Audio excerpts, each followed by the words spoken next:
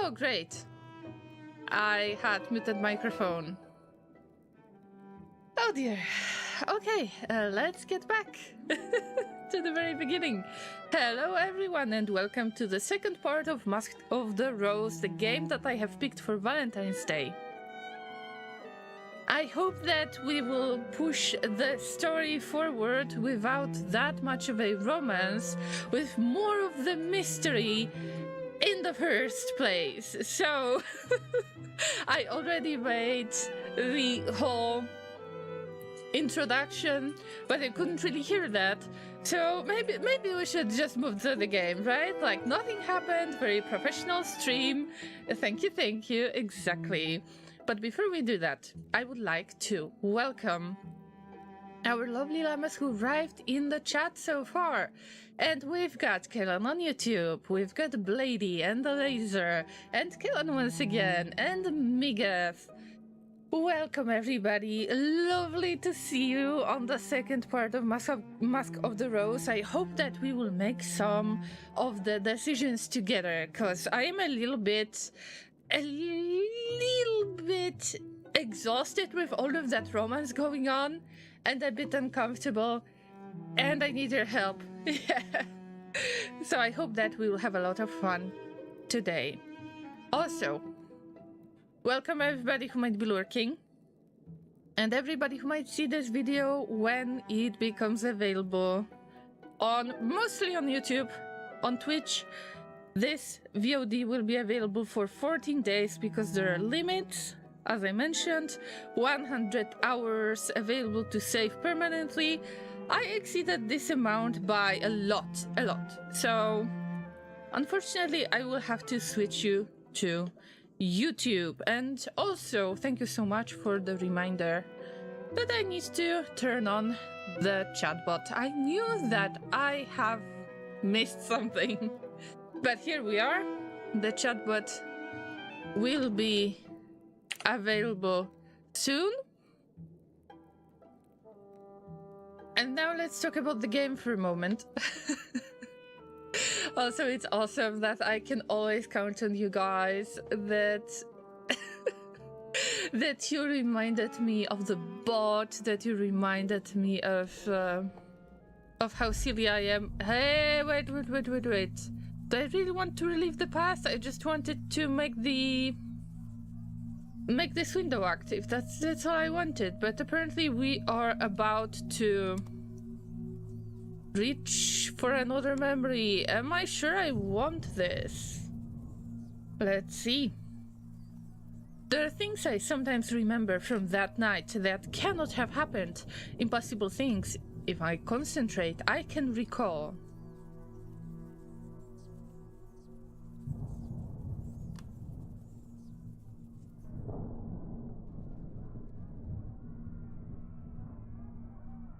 If I find anyone wounded out there that needs looking after, if they are safe to move, I will bring them here. But ma'am, this might not be anyone. If no one is hurt, all the better. Most of them, I find, are dead, ma'am. One young man was crushed by a beam across the middle. Ooh. F. Someone had come and taken off his face. Someone? Or something? Taking it off? Clean cuts. Ooh, what? F for the guy. I hope they waited until he was dead.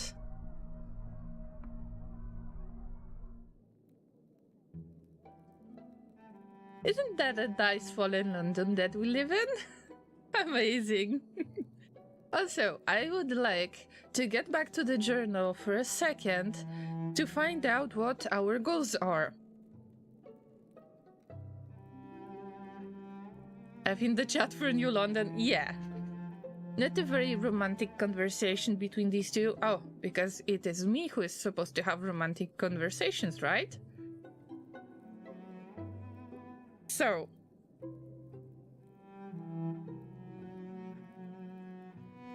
to recap what happened last time. It turns out that I have met some lovely people, a sister and a brother. The sister is called Rachel. Rachel is writing stories. David, well, actually, David is not that important anymore since he's not with us anymore.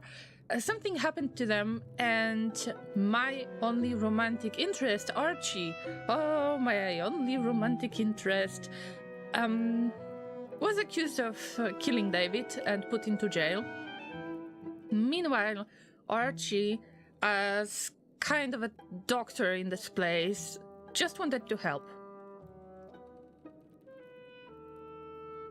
So that's difficult situation. But let's get through the list of our acquaintances really fast, and then we will have another conversation. In the meantime, let me say hello to Lagador. Hello, Lagador. And also we're here to celebrate 120 stream streak of Bladies. Wow, Blady says, our only goal is the cube, don't get fooled, Llamas. And I think Blady is right, thank you so much. I have no idea how you do this, but it's awesome that you're able to join every stream for the past 120 streams. Even if you need to lurk in the background, it's lovely. Thank you so much. Lagador, actually, it is not Death Stranding 2, but you're welcome to stay for very strange made-up words.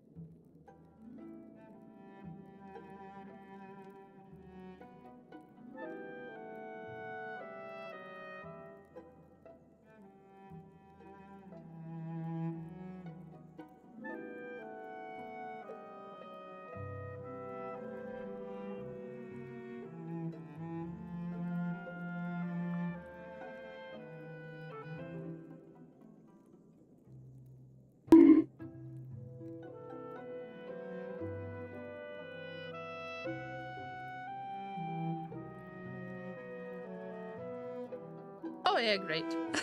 Sorry.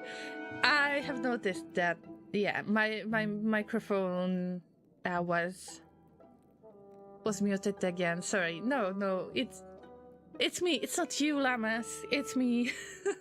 I'm sorry. Once again, hello, Sai. Hello, Lagador. And it is hard to use microphone with human puppet hands. I just cough a little bit today, and that's why I forget to unmute the microphone. It's difficult to be a llama today. Please forgive me. And I am not trolling. Sorry. Okay, so quickly, let's get through the characters. Archie is the guy that was my romantic interest. I mean, they still are romantic interest. They kind of helped David to disappear.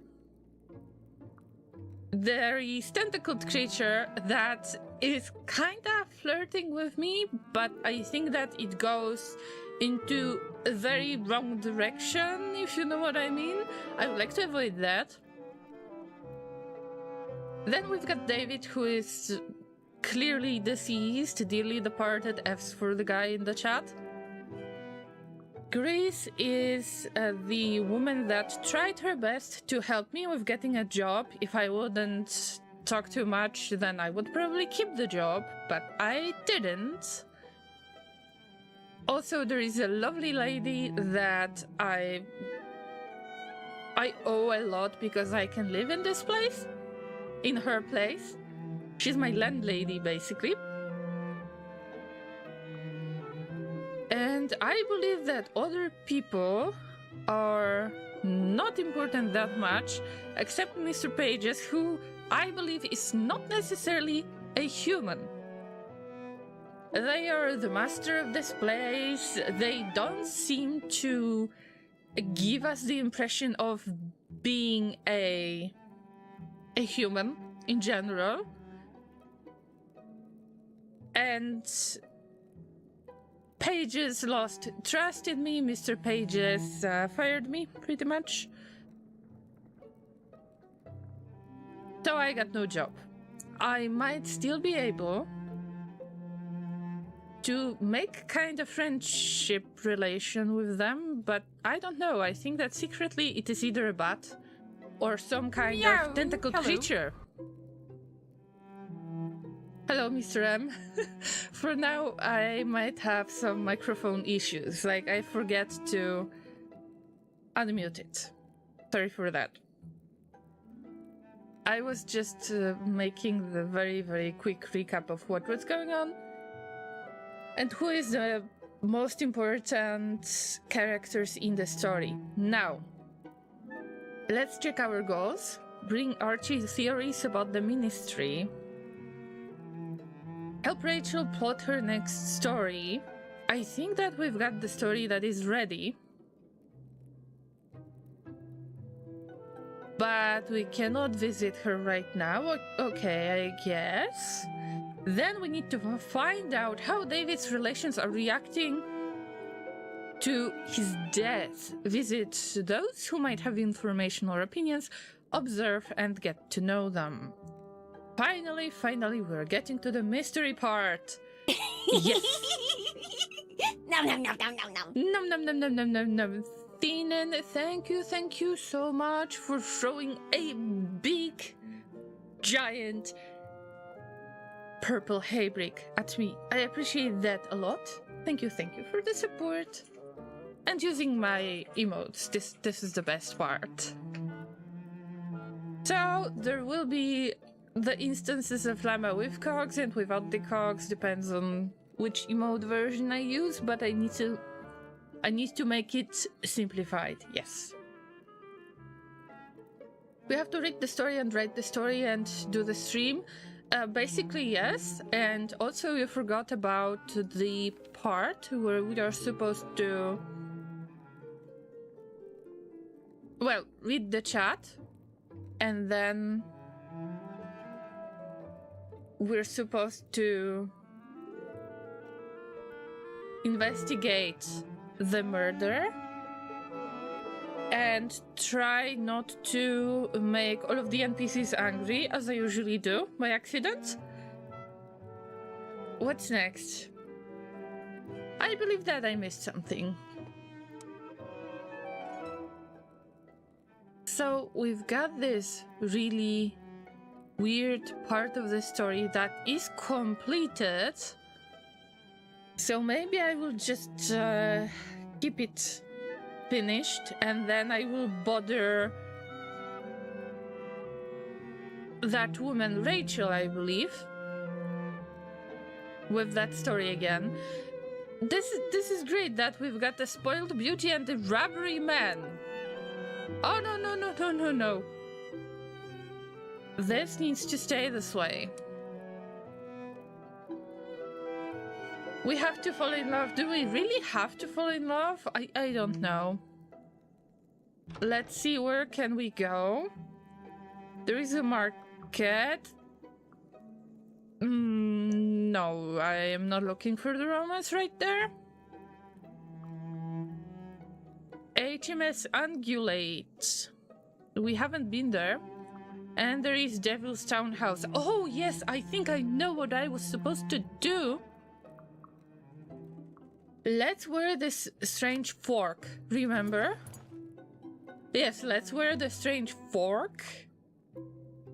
Which is interesting, because we might get into this kind of strange cult-like mansion? I don't know. So it's a sort of fork. It shows my allegiance to my yellow-eyed friends. You know, yellow-eyed, just like my former boss, Mr. Pages. So I've got the clothes that should be okay.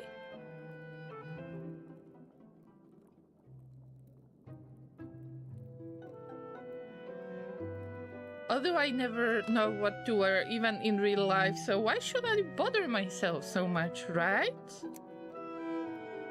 I think it is time to visit the Devil's Townhouse. Yes, this is how it's called. Didn't the base llama have cocks, though? Or am I Mandela affecting right now? No.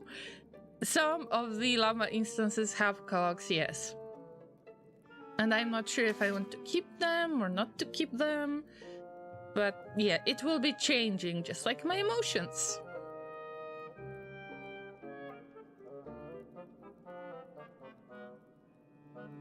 I guess we don't have to fall in love. We have a fork in our clothes. We will be ready for dinner. That's right, but there is a high chance, and I don't want to be hostile towards the Devil's Townhouse inhabitants, but somehow I have a feeling that I could become the dinner. No. Yeah. So let's talk to Virginia. They say this place is inhabited by devils, or alternatively, people with yellow eyes and a warm handshake. Devils or no devils?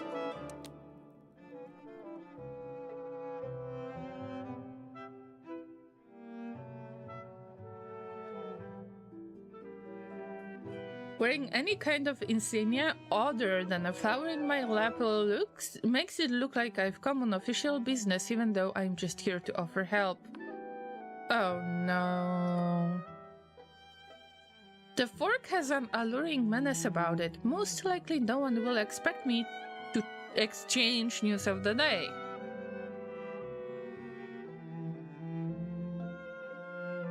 Let's take that fork.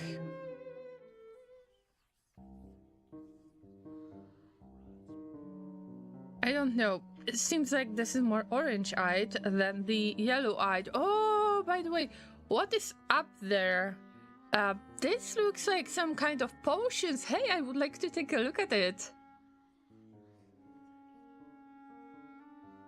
According to the clerk, you had an appointment with me. No appointment was on schedule this morning. Well, you got me.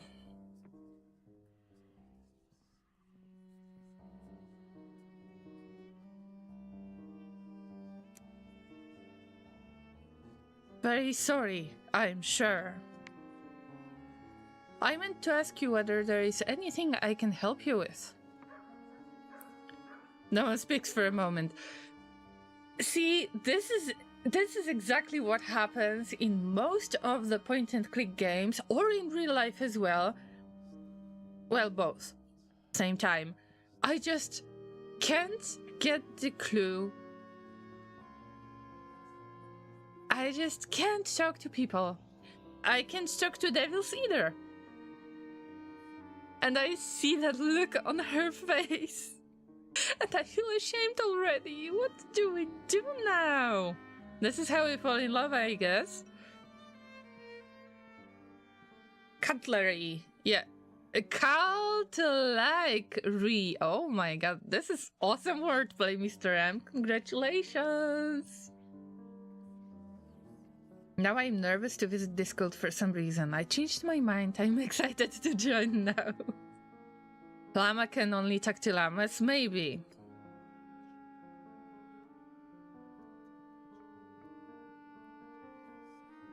Virginia says, I suppose you must have met with Mr. Pages and visited the ministry. While you were there, did you happen to see any of its maps and charts? Well,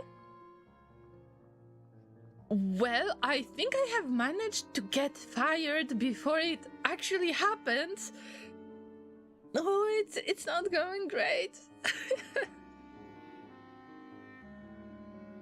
I'm only excited if they offer dental, like the healthcare in general.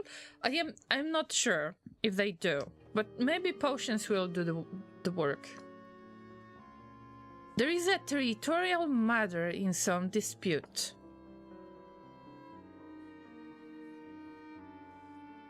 Yeah, the maps are illegal. There is no reason for me to lie, right? I feel like she's my boss right now, and we didn't even have a decent conversation before that.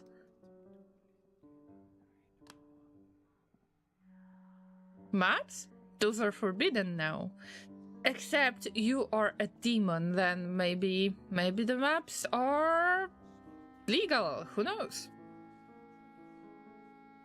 Even if we don't solve the mystery and have romance, it's still fun. Oh, I imagine I will fail really, really hard with this game, and maybe we'll have to replay it. But I think it's worth it. It's a very interesting concept to me that we have both romance, mystery.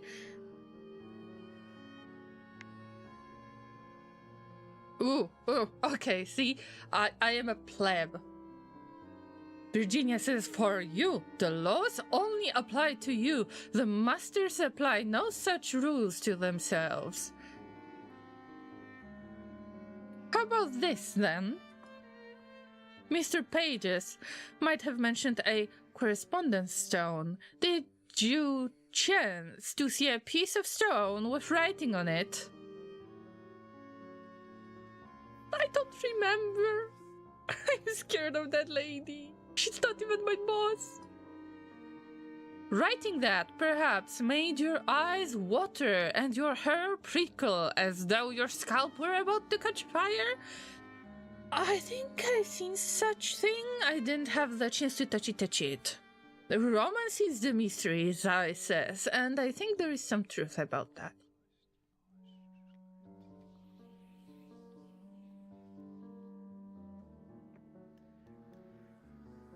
Okay, I've seen it. At least I've seen it. I did see that, yes. On Mr. Page's desk. Magnificent! How large was it, would you say? Oh, Jesus. Virginia, let me say this. Size doesn't matter that much. It depends on the object. But in this case, I don't think that size matters.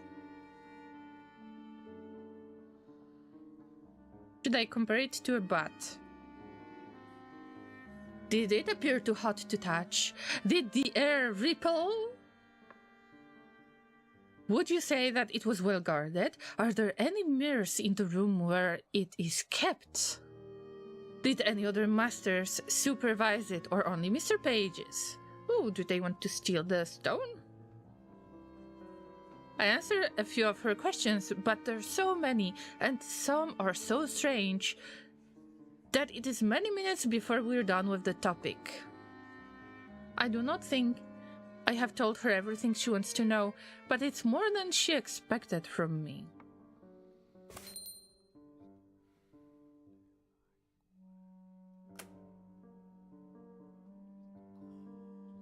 Hell rewards, service rendered.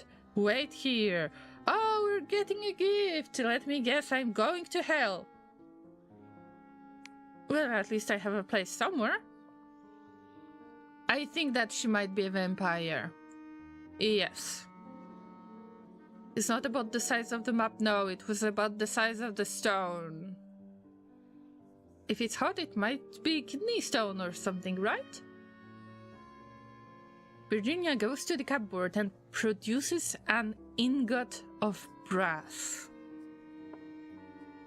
When I touch it, I draw back in surprise. It's not so warm that it burns, but it's not comfortable to hold for long in bare fingers. There is a law above all that all things must grow cold in time. This is Hell's reply. Is it getting hotter? No. But it will never go cold either.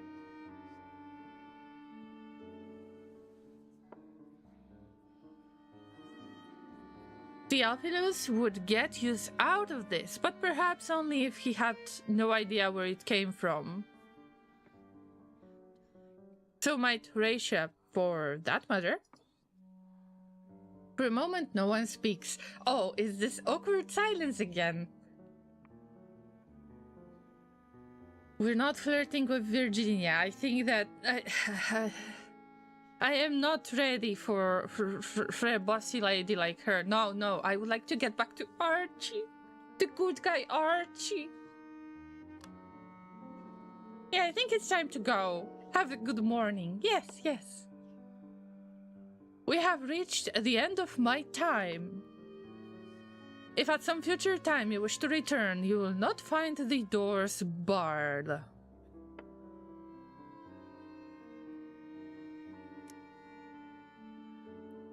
I shake my head to clear it. The ruminations are gone. All is as it was. That there's time to run another rant today. Whew. Scary lady.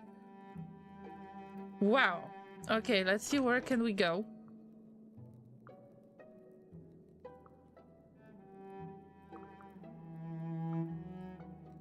We can go to the HMS Ungulate, I think.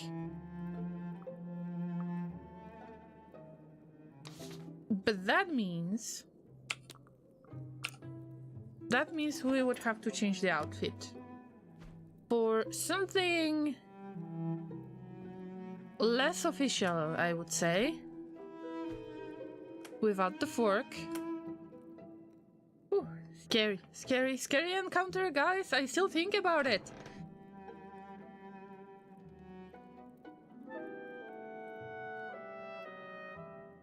Blame me for that loss. Welcome, good to see you.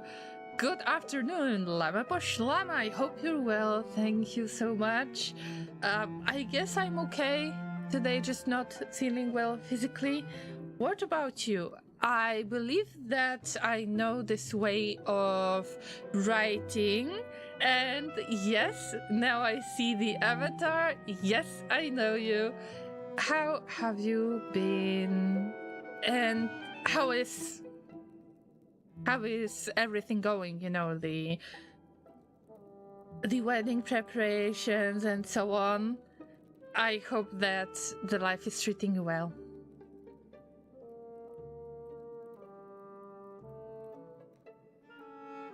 Mr. M says, walk into a house and see if she can follow you without inviting her in. If I was gonna get something from hell, I would want an even bigger fork. But it could be the fork that would be really difficult to touch, you know? Oh, this is where Archie's being killed. Okay.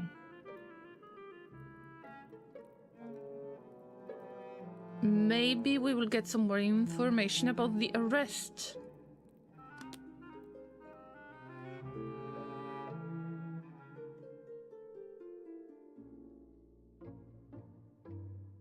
Dressed like this, I can sneak over to the Hulk without Harjit and visit Archie on my own. None of the locals will bother me. Yes! Maybe as a llama I can just sneak in. Oh, wait. Why are you out? Maybe we should just be happy to see him. Ah, you're taking a risk coming here without Harjit. If you don't watch out, they will pack you up in the ungulate beside me. At least we will be together, am I right?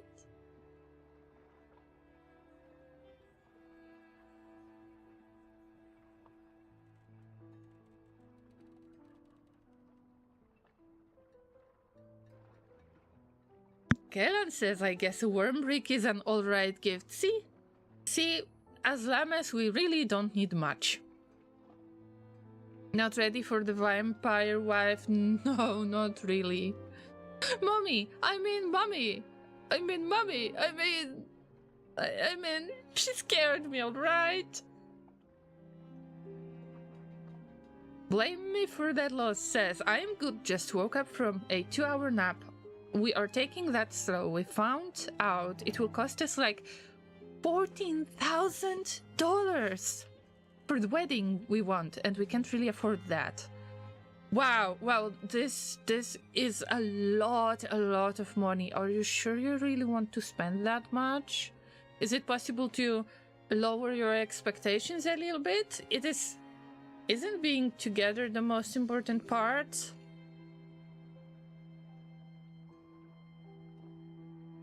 Yes, killing Archie's on a boat. Archie was accused of murder.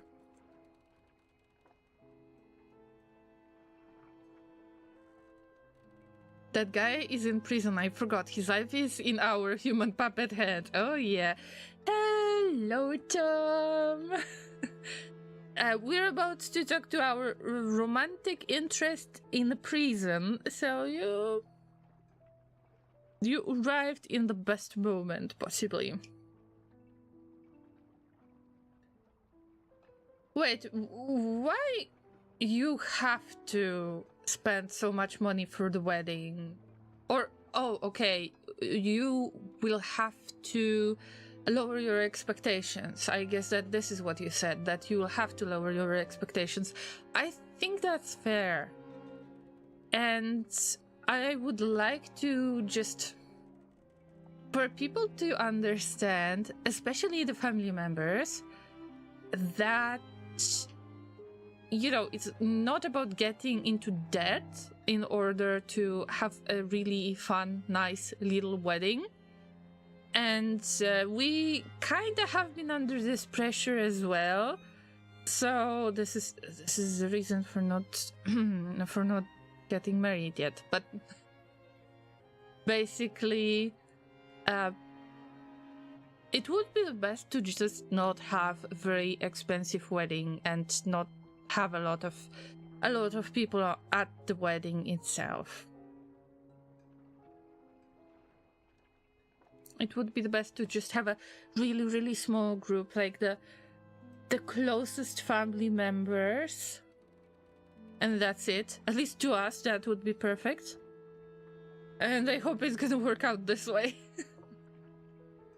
Gillen says, we fell in love with one guy in this whole game, and he's in prison for murder.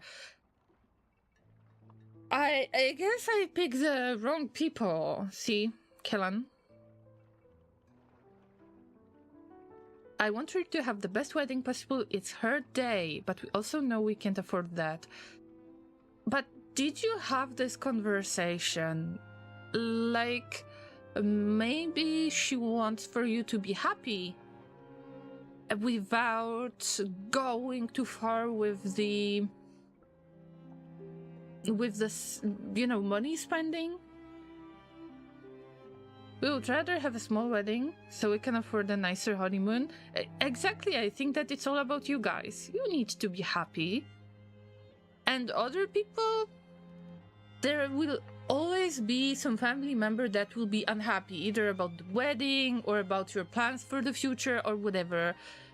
Why even bother about them? It's your decision. It's you who will be together for a long period of time. I hope, of course, and I wish you a very happy relationship. But seriously, think about yourselves, guys. Do something that will make you both happy and that is reasonable as well. Kellen says, I've been to multiple weddings in backyards. They were great. And that's it. That's it pretty much.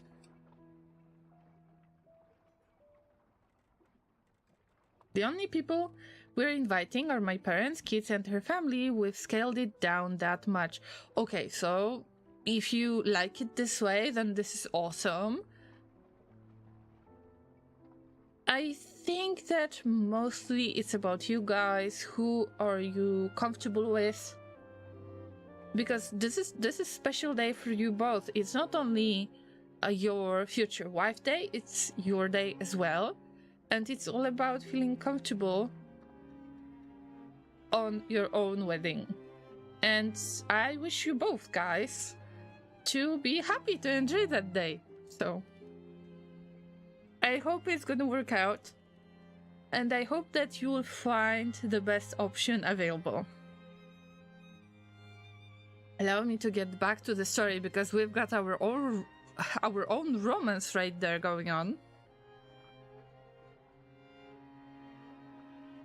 If you don't watch out, they will pack you up in the ungulate beside me. And then where will we be?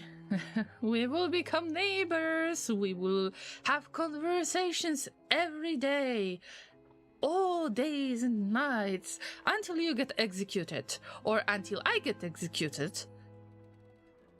I guess.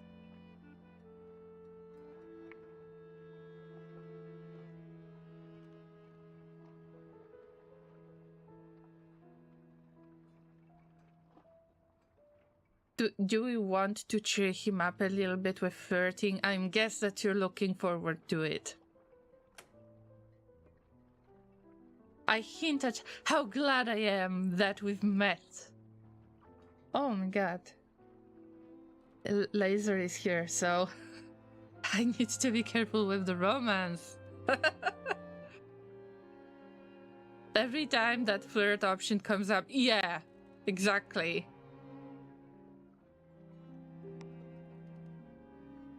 We fall into banter, and we do not quickly recover. Oh, love is beautiful, isn't it? He's smiling a little bit.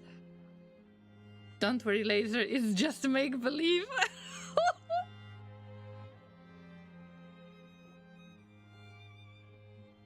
I spoiled my mother. I surprised her with a new cell phone since hers was so bad. Yeah, that's nice. I'm glad to hear that it's getting better. And that you have, like, better perspective on life. I wish you all the best. Bless you, Mr. Laser. At night on the ungulate, sometimes you can hear things singing in the water. Oh, these are the sirens. Hey, wait a minute. I am trying to get you out of the jail. In the meantime, we're about to have romance with the sirens. Hey. Wait, sirens or mermaids? I always mess those two up. I should say mermaids, I believe. Archie. Maybe you should stay in that jail. I'd heard them before, but never as clear as this.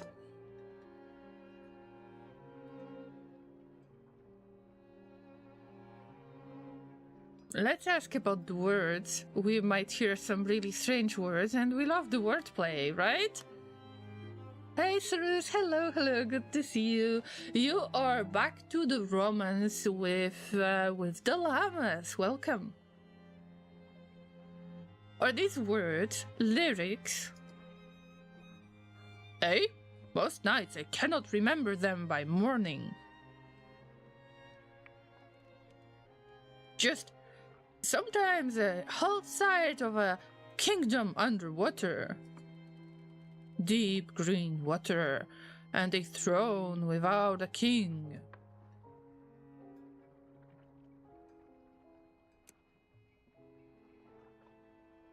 Makes a change from the rest of the ship. Even if this is your mind playing tricks, how can you, llama, Lady Laureen, or however I called you? Seriously, you have met the tentacled creature. You have met the tentacled creature, and you cannot believe that your romantic interest is hearing some voices in the darkness. Seriously, Archie, you deserve better. Oh man, you deserve so much better than this.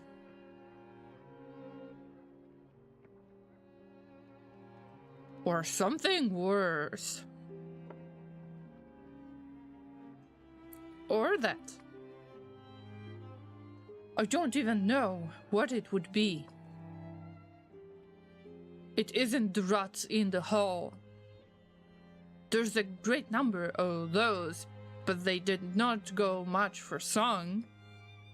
Last night I did hear to remember. Last night they were singing of something to do with Parliament. All the ministers drowned. That might explain the look of the place. I think they think what become of Grease's uncle.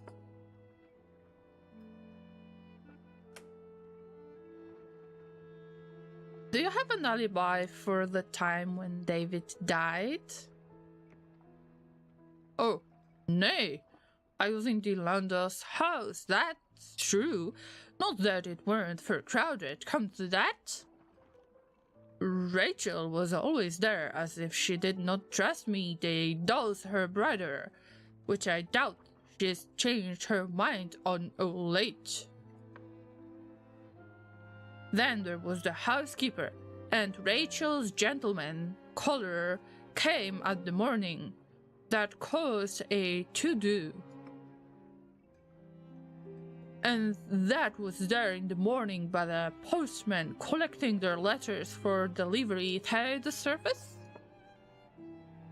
Which Grace always said she couldn't arrange for me for love nor money, for all her acquaintance with Mr. Pages. But Delanda's had got mail and were sending the reply again by return of post, just like London never fell at all. While you were treating David, did the two of you argue? Nay, not a bit of that. We talked on his illness, and when the news came of mail from the surface, we talked on that. Nay, ill feeling in it. Let's ask about the illness. Maybe there is some secret illness that nobody could kill in any way. Who knows? Rich, yeah? Yeah, I try. I badly try. OMG, I got an email about Fallen London. There is another board game to buy. Oh no. Also, there was supposed to be a campaign for Blasphemous, the board game, that was advertised to me, even if I never played the game itself. Although I was interested, I was just worried that it's too difficult. But the miniatures are amazing and creepy as hell. Do they just drop the mail down the pit? Something like that, pretty much. There is some kind of like elevator of some sort that is sending the mail. Something like that.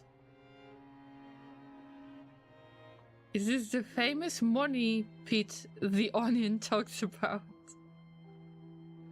I don't know. We have just fallen. Was he upset with you about the illness? Or you with him?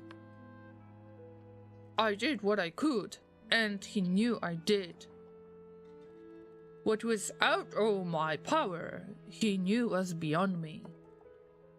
He did say it was the need to blame. The food and the air weren't good for him, he said.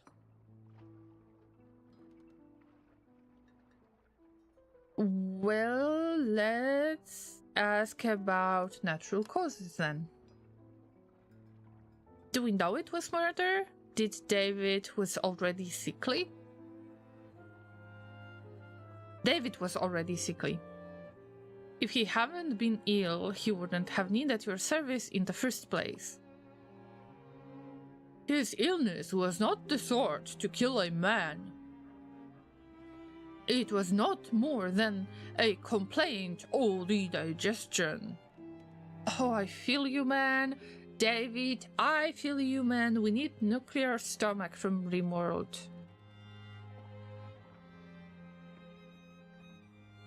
It should not have ended his life. Certainly not all of a sudden.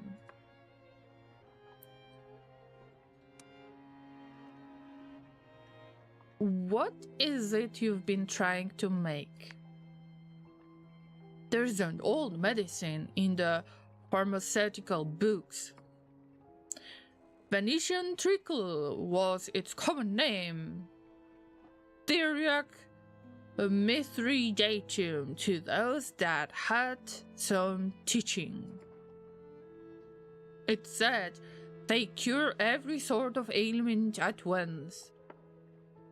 And word of poisons too, while you're about it. Needed a lot of strange ingredients, but it seemed to me the need has new complaints we haven't seen on the surface. So we could do with a bit of a cure-all, long as we haven't worked out the particular science. I'd been giving it to David, but I ran out the last day. Had to give him a more usual stomach settler instead. Nothing I'd not give to anyone and everyone. I thought a curse to Archie. If Horatia's in poor spirits, you should ask round the vicar. He cheers her up. I think she's a soft spot for him.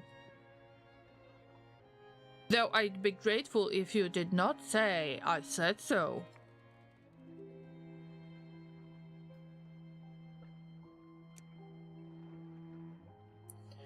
We talk of recollections again, and this time they are particularly surprising.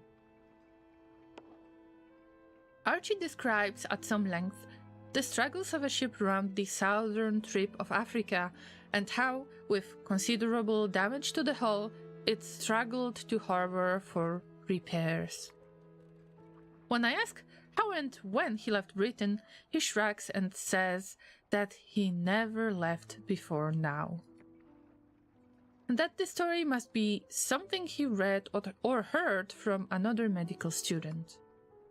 But he told it in such a way that I could almost smell the brine. That is the way of life. Who'd you miss most from the surface?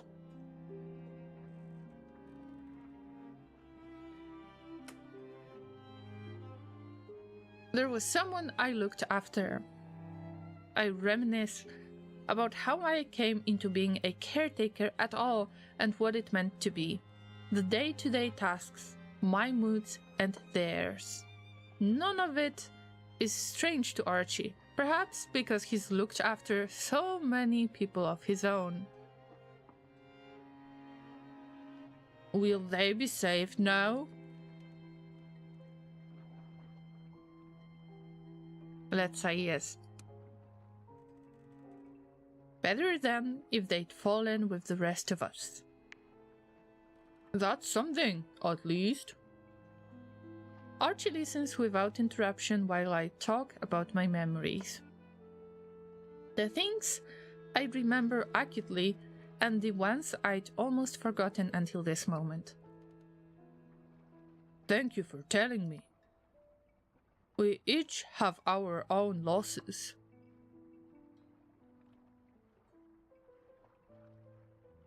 Excuse me.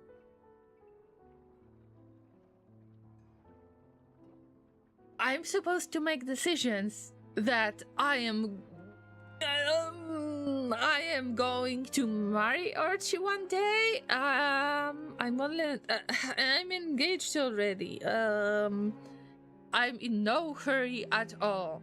Let's find out if this guy is guilty or not in the first place.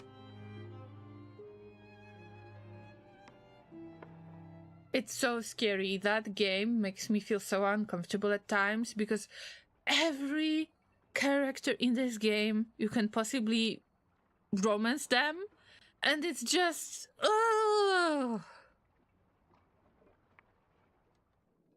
It's just weird.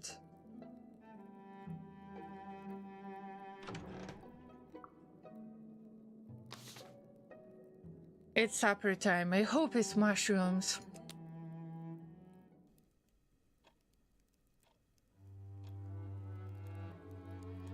But before we read the supper time dialogues, let's read the chat on Twitch. Better than encrypting the messages, just write it in Scottish. I imagine for someone learning English, a Scottish person would be basically impossible to understand. Yes. Yes. I know a streamer, I mean, basically I'm watching a streamer from time to time that is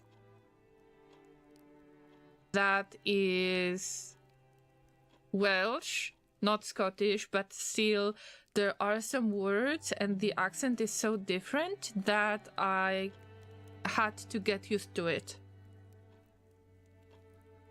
Fun fact, during World War II, American encryption of messages consisted of enlisting native tribes and using their languages as encryption, as it was not very well known or written down across the world. Ooh, interesting. Marriage already? We just met them. I know. I know. We know that man longer even before jail, but not that much longer. Come on. Horatio says, feels wrong not having Archie at his seat. We'll have him home again soon. Or his body. It's not as simple a matter as I hoped, but we'll get to it. I give an edited description of my visit to Archie today. Mainly to say that he's there and hasn't yet been eaten by rats or thrown overboard by fellow prisoners. I'm glad you were able to get to him. I've been meaning to go, but it wasn't possible today. Ooh, lady, do you have some secrets that you're hiding with your tentacled creatures in the basement, huh? Perhaps on another occasion. The Vicar's got a new spring in his step. His sermon today was calling for practical action. Said something about faith alone not being enough. I'm no learned doctor of the church, but I feel we had a reformation over this very issue.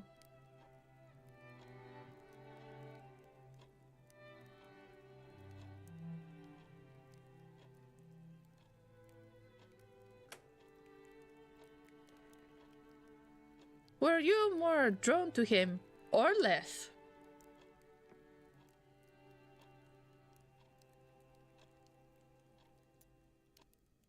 Oh, she got mad.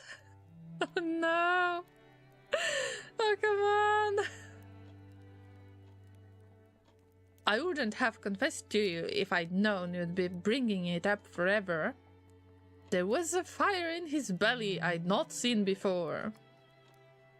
His preaching was very red-faced. He's not ill, is he?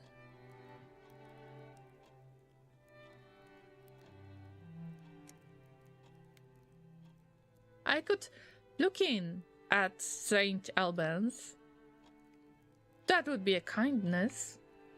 I hope he isn't ill. I'm not going to St. Dunstan's for Sunday service. The vicar there has notions. Silence falls. See, every time when I appear, something happens. Like there is this awkward silence.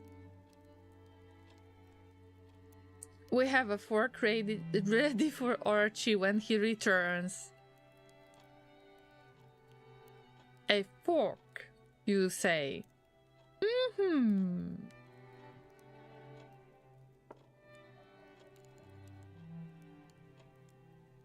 Let's clean the dishes. This is the best we can do. At least we can clean the dishes. When the meal is over, I give Horatia a hand clearing up. Good of you, friend.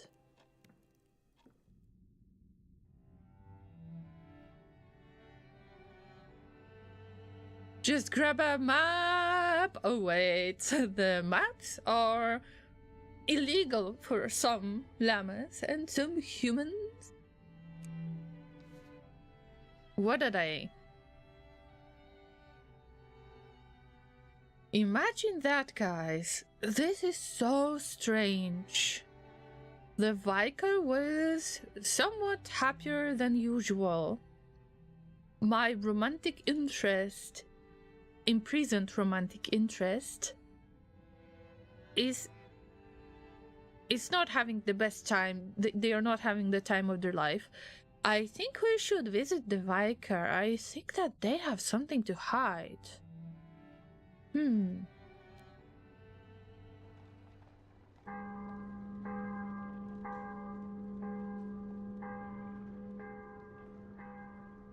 Why is it a red letter?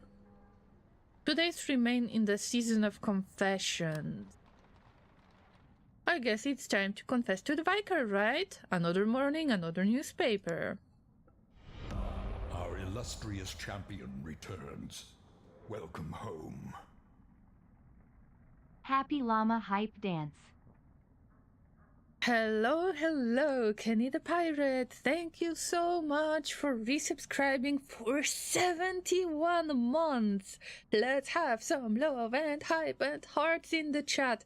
Wear your fancy sunglasses with pride, Kenny. Thank you for the support.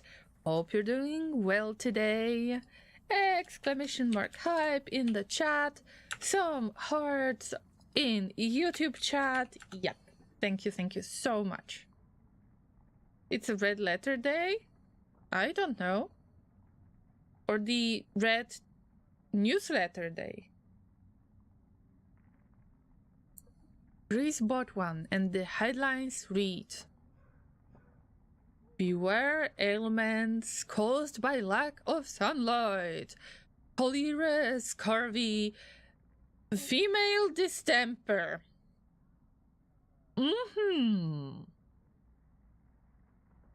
I'm not angry.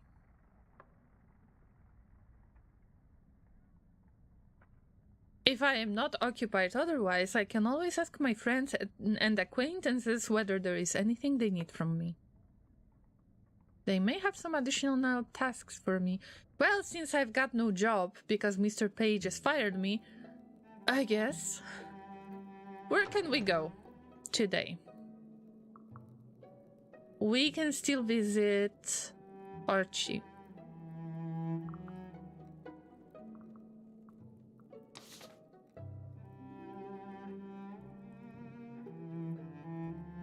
Well, I think that it's the priest right there, right? At St. Albans, I believe. Yeah, we can always check what's going on there. I guess that it's time to wear something more appropriate, maybe? Like a coat. Add some flowers.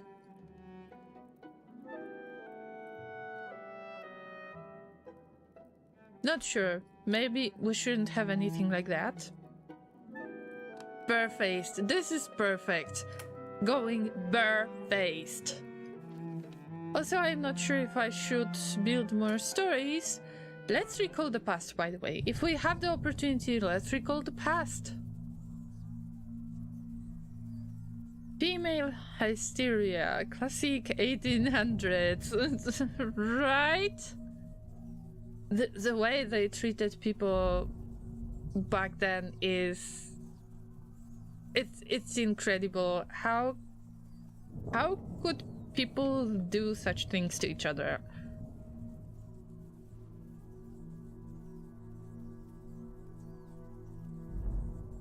Mr. M says, just how I remember London. Amazing. I reach for another memory out of that jumbled grab bag. There are things I sometimes remember from that night that cannot have happened. Impossible things. If I concentrate, I can recall that I can't really remember anything, of course. I'm out of other memories. I struggle to recall them, and they just float away again. Oh, just like me waking up, having no idea what I've dreamt of last night. I believe that it happens to many, many people, and llamas, right? Let's go outside, visit the church. Or...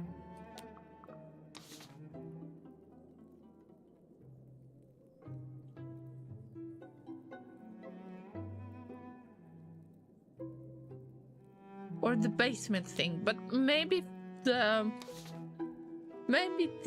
church first. Anyone read the yellow wallpaper? Great short story about all that stuff. Do we want to recall the past? Doesn't seem that good, to be honest. Well, we want to know why the London fell and what's going on in this place.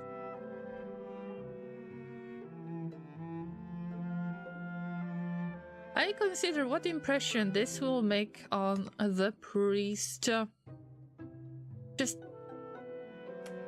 Just go.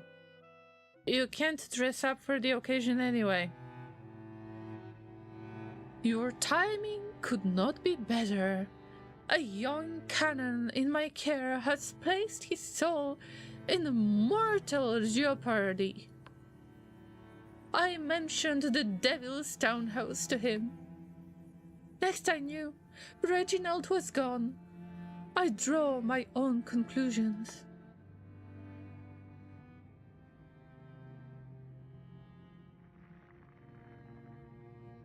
Let's ask about the soul being in danger, yeah.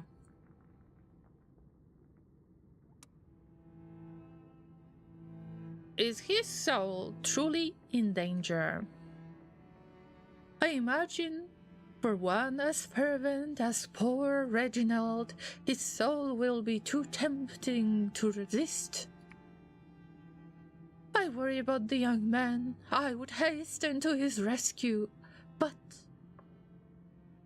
you've got the hole in the roof of your church, I guess, and you have to keep the bats away from it, I guess. That's the excuse. He tugs on his dog collar as though itching. What kind of dog collar we're talking about? Okay, llamas. My English is failing me. Is this like this white part the dog collar? You don't call it this way, right?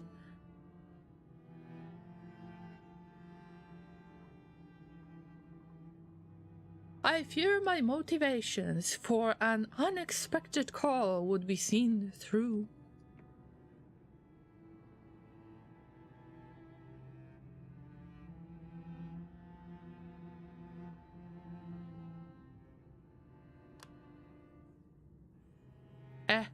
Might as well.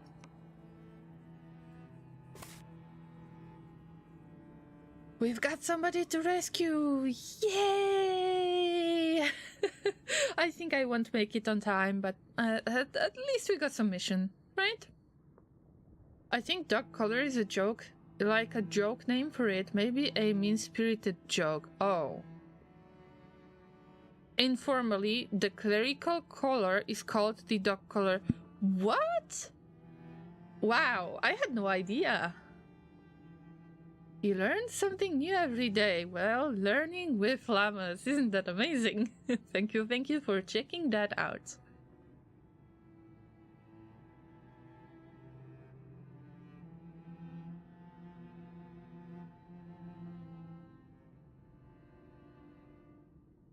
You know, this setting is a lot like Frostpunk, trying to be proper Brits in the apocalypse. Headcanon, Frostpunk is just the imagination of the average Brit when it snows 1 centimeter. Whole world is fine, Brits just got scared and make giant heaters for no reason. Wow, that's cruel. I hope that none of the British llamas is going to be offended by this joke, Mr. M. Time to go find the priest IRL and ask about the dog collar. Oh, come on. I won't be able to do that. Ooh, wait. I don't have my fork. Where is my fork? I didn't know we were going to get there automatically. I am greeted in the parlor. Voices can be heard from another room deeper in the consulate. Oh, she's mad again, guys. Another guest in one morning? I thought you Londoners had rules about this sort of behavior. A breach of etiquette, I think you'd call it. Yes, she's mad again. Mom, but it's my home. I want to get back. If you will but admit you desire my soul. My dear boy, I could not lie to a vicar. Canon, I serve at the Cathedral of Southwark. Another mortal in the Devil's Den. I mean, who? Where? What has brought you here? I'm just eavesdropping. Like, don't pay attention to me, I'm just a random llama statue.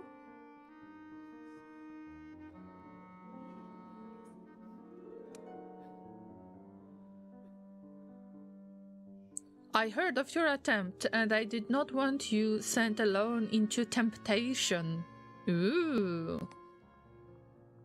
I see. A complication. I came here to test myself against the devils by placing my soul in peril. Though they are proving strangely reluctant to engage. No doubt my zeal gives them pause. Your soul lacks distinctive features. Ooh, roasted. Roasted by the devil. Good. I think that the Vicar would make fun of this too. If we only had our fork. I know. Your soul lacks distinctive features and therefore interest. If you wish to give it away, we would accept the donation. Your soul is welcome. Your soul donation is welcome. Thank you, thank you.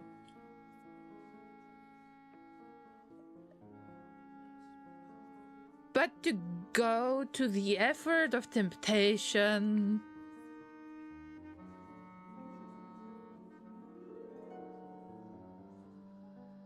Suggest the devils humor him. I think that this would be the best case, like the best way to get him back. I don't know. Come now, have you ever met a man like the canon? I find it hard to believe Lucifer's own would let me sleep their net. Lucifer? Ah, I know the name. As well you might. Fiend. A far more satisfying character than our own former princess. Surely it is worth a little experiment. Very well. Lucifer, I hardly know her. Yeah. Let me look at you. Do not flinch. It is only my breath on your neck. This guy is a vampire. This guy is a vampire. Run, Forrest, run. Must you be so physical, Milton? Ew! Physical with the regular human. Ew! I must ascertain the nature of our subject, Virginia. Fetch the spiritual vinification apparatus. I mean,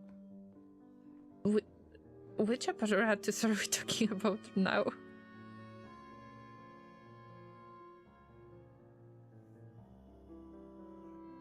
Do not intervene in Middleton's joke. I think that this guy should really learn a lesson. Like, you know, the one to the left.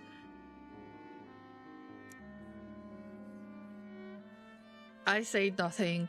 I think that this guy is a little bit too proud, and pride is a sin, isn't it?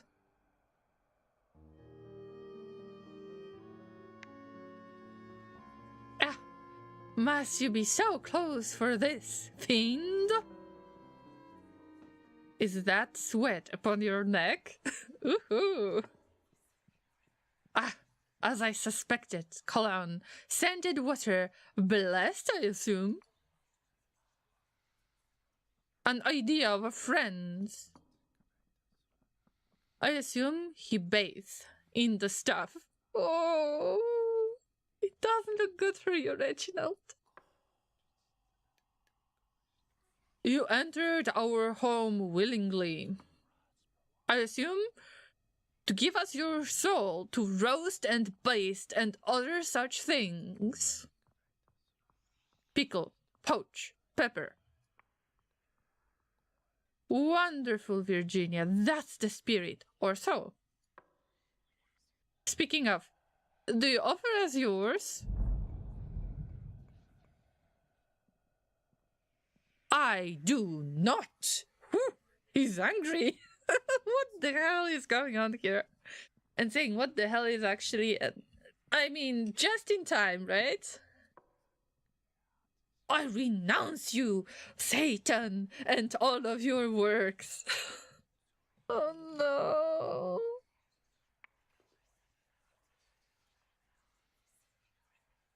Oh well. That's that then. Apologies, Virginia. I did try. Then my work is done. Michael could not have done it better. Milton, what is a Michael? I believe it is what they call an archangel, which they amusingly imagine to be our opposite number. Though in this instance, I think it might merely be a man. One whose name you are unfit to speak. You cannot be in league with them.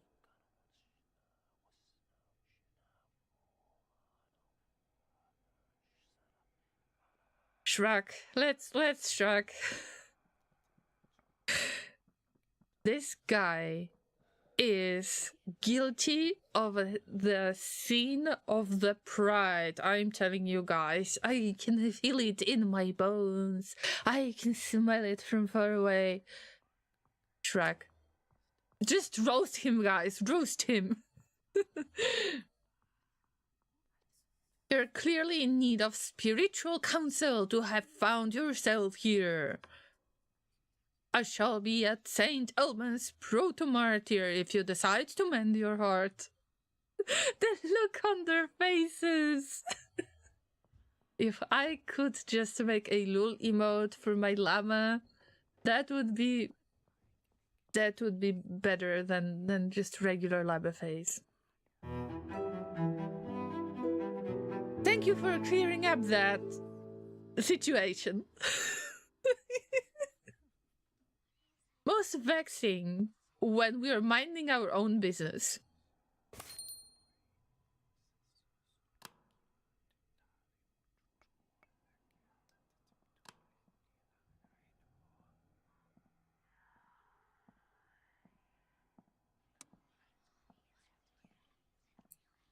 What is the nature of your work here? Yeah, let's get back to the regular conversation, small talk maybe. Let's forget that idiot that left. I'm a gentleman of leisure, though I have devoted myself to cultivation of the arts. Until our next meeting, Laureen.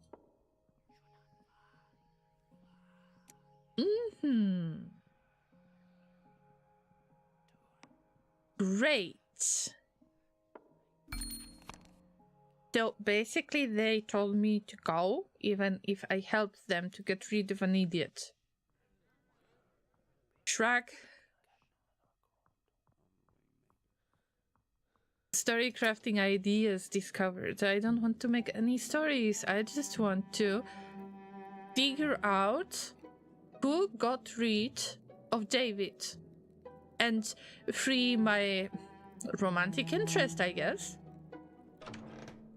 What can we do outside then? Should I get back to this? No. To the church? Not really. So where is Reginald, by the way? Where did he go? Small talk with the Soul Eaters. How is the weather? It's quite hot today, isn't it?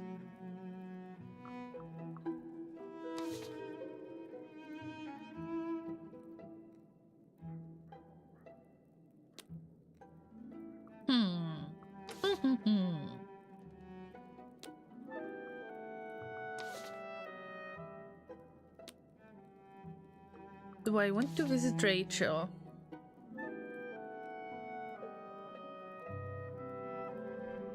Oh, I forgot, I need to change the clothes. Let's get the fork. Like, I mean, official yellow-eyed business with them.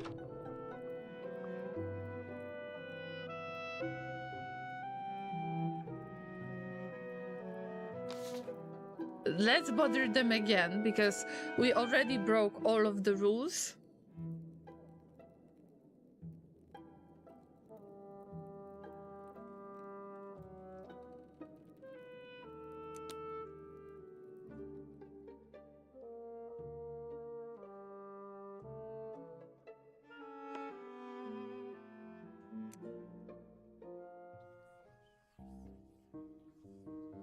Hello.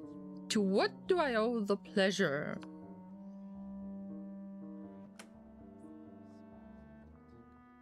My housemate was arrested last night for murder. And is she a murderer? And I wouldn't have expected him to be. Oh no. Forgive me, hell is less distressed by such things than London. But I know this must be startling for you. You know the family of the victim, I think. It was David Landau who died. I have heard you're acquainted with Rachel Landau. Rachel will be beside herself. Someone should go to her. I should go to her.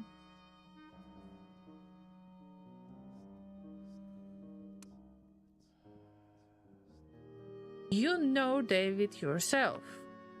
This must be disturbing to your feelings as well. My feelings, happily, are better governed than human emotions. It might be proper for you to visit the bereaved yourself, Laureen.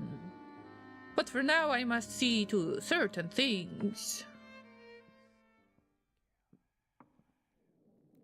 I think I am not getting into real conversations. Seriously.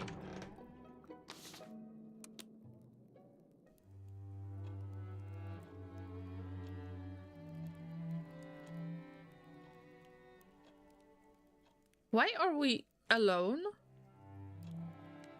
Where is Grease? Where is Grease? I am afraid that something might have happened to her. What's going on? Why are you so happy? But maybe I will tell what I found in the Warrens. I explained my expedition to the caves near the bazaar, looking for men with tentacles. Horatio has taken quite an interest lately in the less human things down here.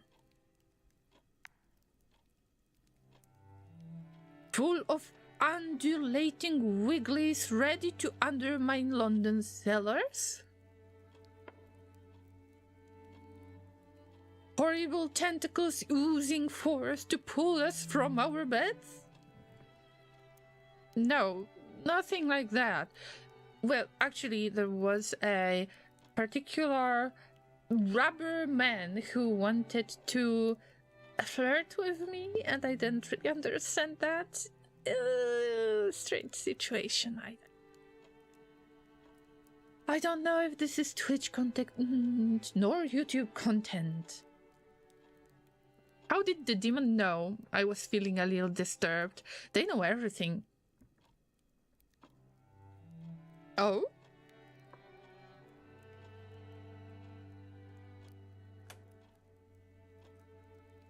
I met a rubbery man. What a lovely name.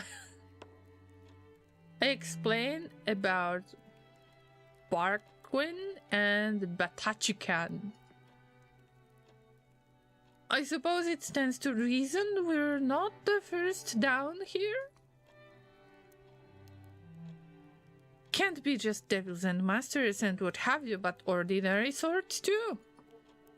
Well, as ordinary as a man that looks like something found dredged up on a hauler ship can be. Seems a sorry fate to lose your home twice over. I hope something can be done for them. By the way, I found a spare apron this morning. Left behind by a lodger who used to help out around the place now and again. I thought it might be some use to you. Yay, we got the new piece of clothing. The apron speaks to a shopkeeper's life. Helpful, cooperative, but with a gift for invention and a true appreciation of craft.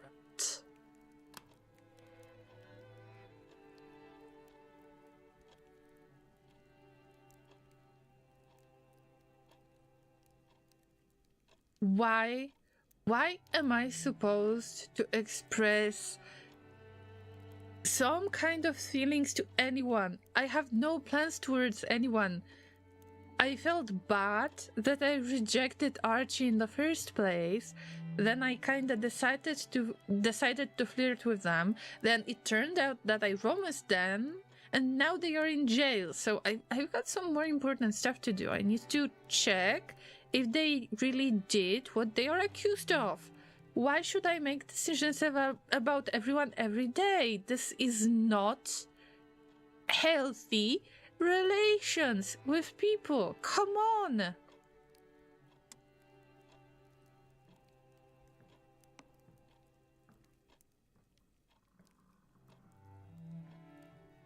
Miss Ram is ready for some tea with the tea. How lovely.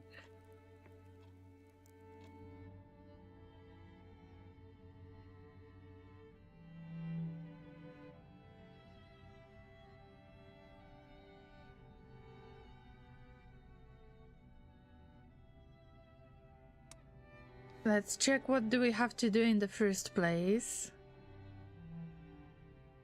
I guess that we should visit Rachel. Yep.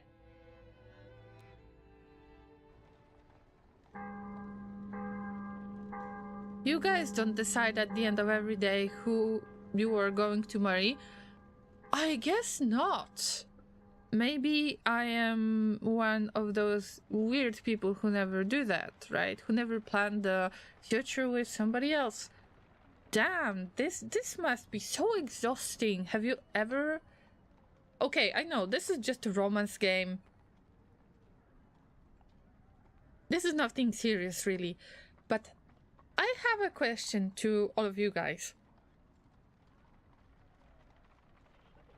And I think that the topic is interesting enough to just make it clear that you can respond right now on Twitch or on YouTube, but also you can leave the comment on YouTube, because this is like a long-term question. Have you ever met a person who has this kind of approach towards other people? Because, of course, this is just a game, and it's supposed to be like romance mystery game. I was hoping for more mystery than romance, but now I don't know what to think about it. Although, if I would ever meet this kind of person that would think of me as a romantic interest, it happened to me once. Before I met Laser. Let's say it was quite exhausting. Also, there was the age difference of about 6 years, I would say. Which is a bit much, in my opinion. And, well, I made it very clear that I am not interested in the kind of relationship that was kind of offered to me. But luckily it wasn't any, like, in any pushy way. It was just a guy who is trying to be very nice and had their own passions, but somehow I felt like they had this need to meet someone, but they had no idea who they really wanted to meet in the first place. You know, it wasn't about me in particular. I felt this way. It was more about just meeting somebody to get in relationship with. Well, at least in my case, it's kind of the other way around, that if I meet someone, like Laser in this case, like Laser, put some hearts for Laser in the chat, then I express interest, bigger interest in someone if I get to know them better, instead of assuming that I could possibly consider any type of, like, relationship with that person out of nowhere. But luckily it wasn't a very, very pushy person, and they just accepted the fact. Then I've learned that they have met somebody and they were quite happy. Good for them. I hope that they got married or whatever their future was supposed to be. Obviously, I don't have contact with that person. But have you ever met somebody like this that would that would consider you a possible romantic interest without spending a reasonable time together? And how would you react to this kind of behavior? I'm just curious.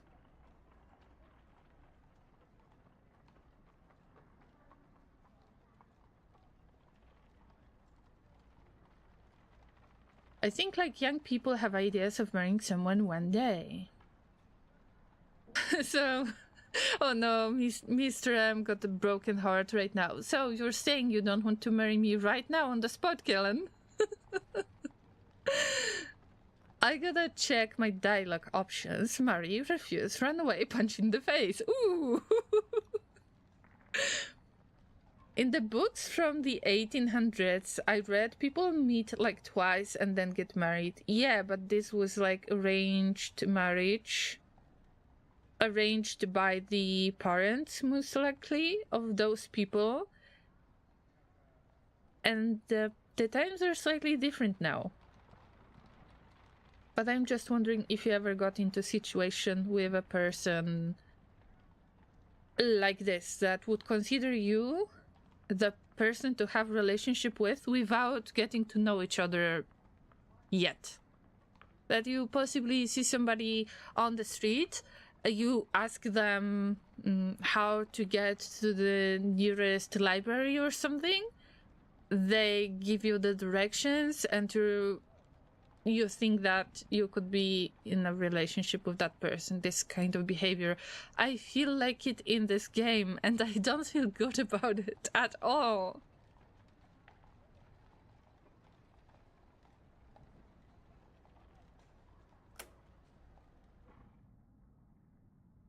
Another morning, another newspaper. This morning lies open on the table. Masters announce increased biscuit rations for hungry Londoners. If I'm not too occupied, otherwise I can always ask my friends if they need any help or something. Wow.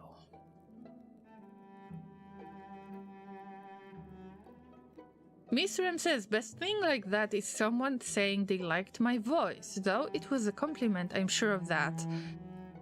I think it was more like a compliment, yes. Nom nom nom nom nom nom. And yeah, hype through the biscuits, more food the better, right? At least, whatever we can eat. Everything is better than mushrooms in this fallen London, am I right? Let's see if I remember anything. Do I remember anything? I can't remember anything. Well, I need some more dreams. Maybe I'm not triggering anything. Where can we go today? I think that it's time to visit Rachel.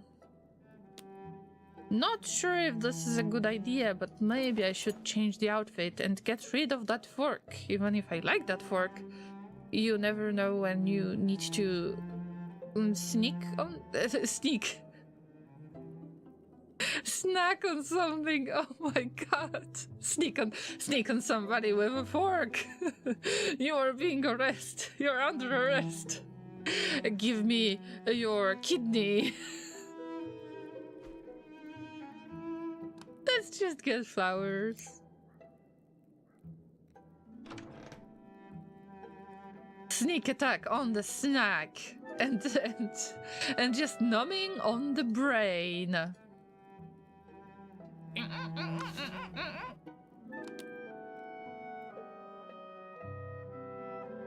Perks are good for sneaking and snacking.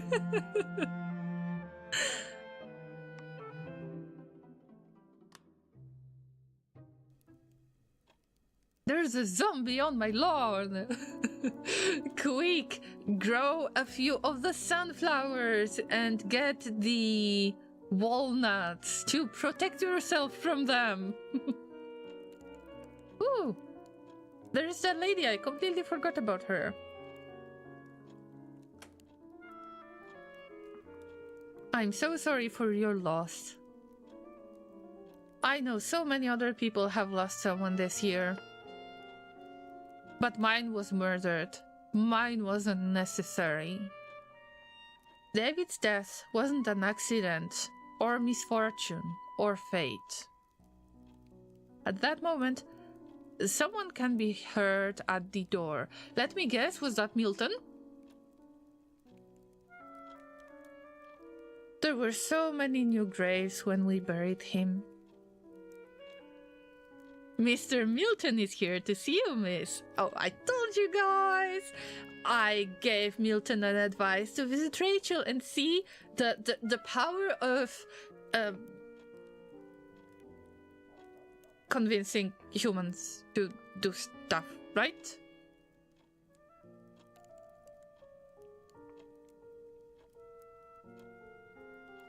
Here? Now? Do you want me to say you aren't at home? No, you can't tell him that. He will know I'm here but maybe you had better say... And he's in. Don't strain yourself finding an excuse. I promise to depart again before I have entirely worn out my welcome. Milton, no, please, you're very welcome. What a warm greeting, isn't it? Oh, we're getting some really bad jokes.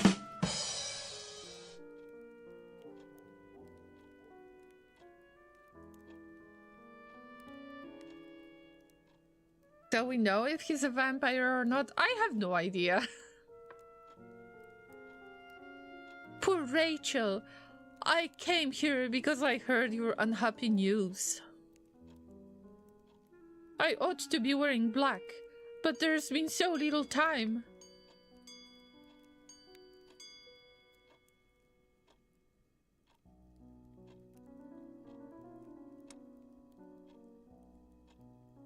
No one would expect you to follow the conventions in these circumstances. Oh, many people would expect exactly that. The more difficult it is to conform, the more they care that you do, because it demonstrates obedience. I did have a black gown. My mother died last year, but we handed it down to a cousin on the London side. Her husband died in the fall, and she needed something suitable. She used to sit in the parlor after supper in the second-hand gown and the glossy wig, and drink a great deal of David's wine. Ah, the widow Nathan, I take it she had much to say about the trials of having no one to support her. She never did recognize that character as herself.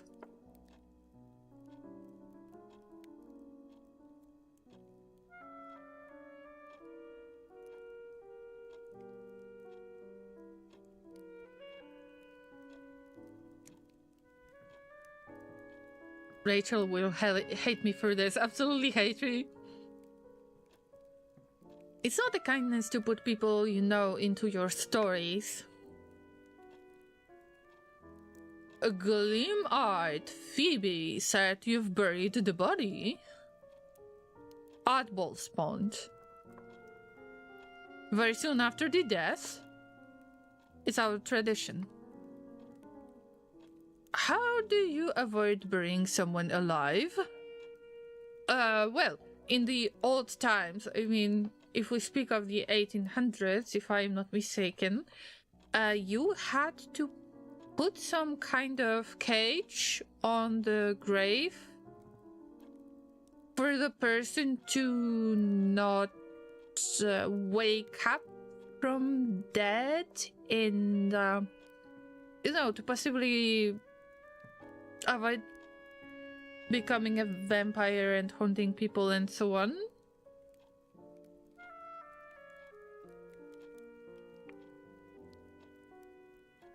Oh, wait. I was forced to make up those stories, so right? It's not me, like, I'm just a tool in Mr. Page's hands and in Rachel's hands, in pretty much anyone's hands. It's all about hands, I guess.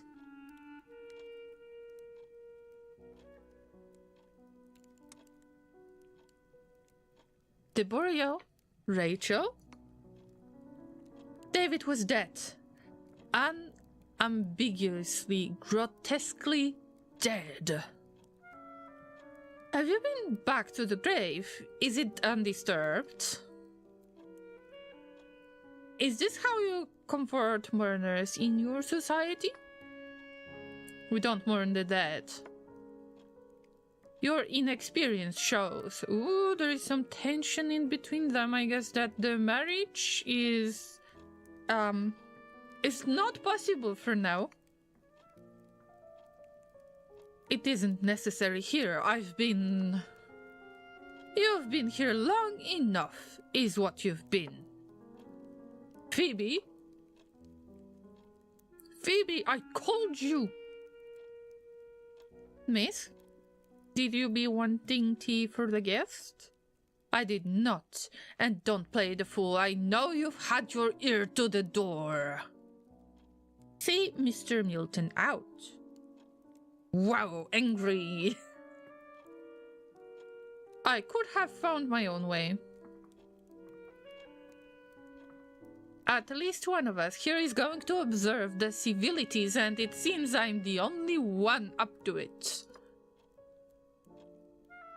Miss Lando, I'm very sorry, but please go.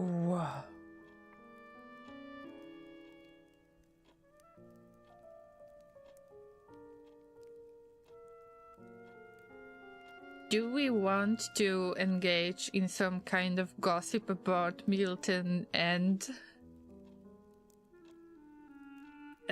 just roast him a little bit? Or do we want to encourage her to forgive Milton? I don't know yet.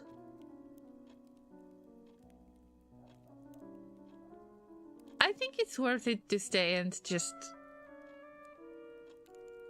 learn a little bit more about it.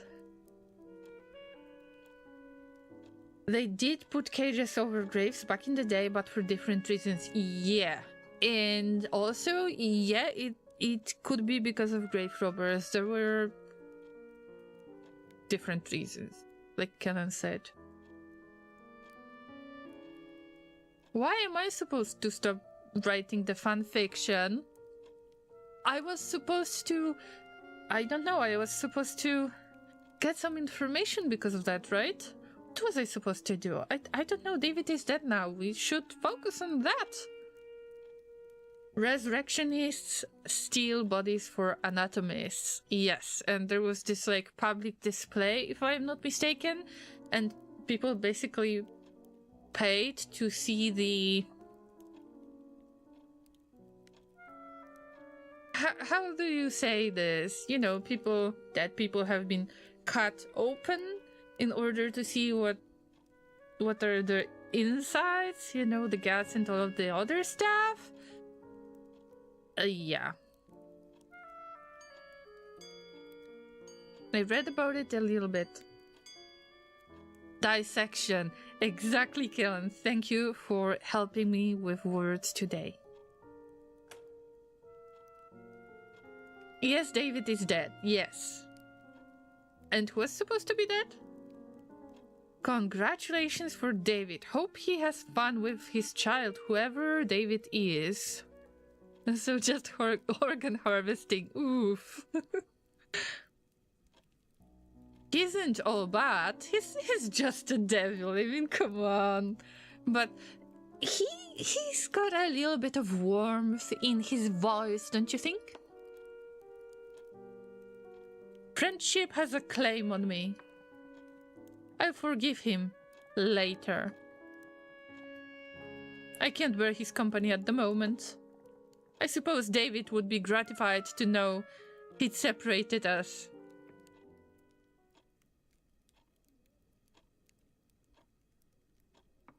Wow.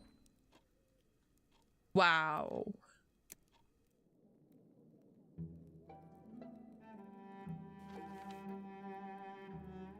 I don't have to build the stories. I don't want to craft the stories, to be honest. I want to uncover the mystery.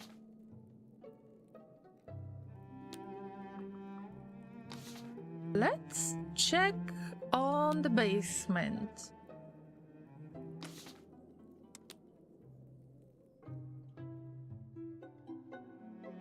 We need some more fun words than that. But wasn't that fun enough?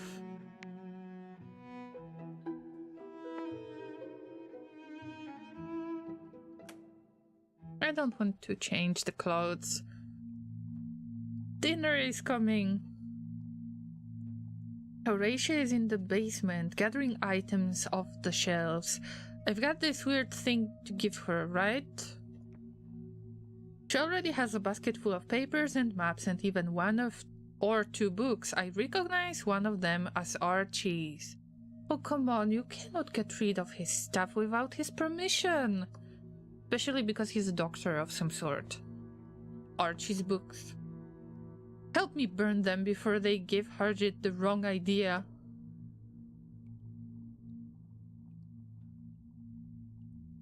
Let's warn her against burning evidence. This is foolish. You could get in trouble too. Could I then? And would you be informing against me? Is that your plan? Get back upstairs and forget you saw anything. Or I can have all your things moved out the attic by morning. I am about to lose the room to stay in.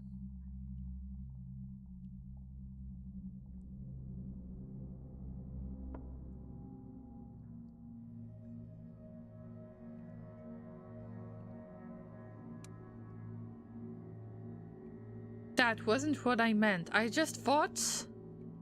I know. You don't have the lever for any mischief unless it was the ministry that set you to do it. But she's angry. She's still angry. Get up out of here. Wow. Wow. I am about to lose the place. I just paid my rent.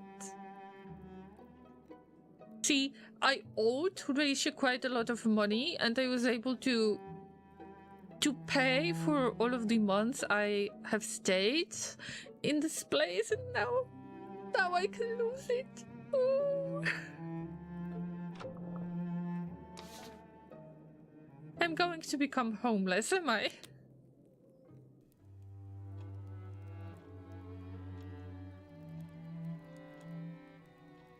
I will just clean the dishes.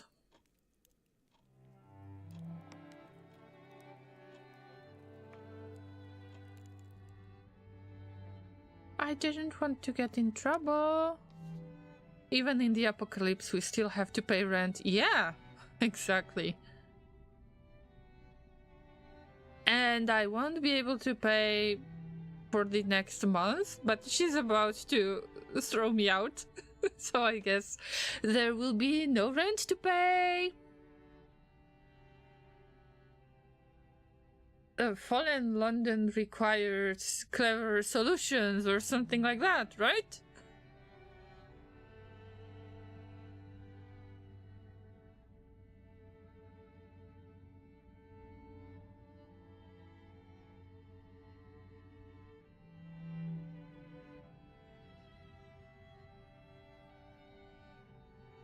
Pop quiz. There are only two things certain in life.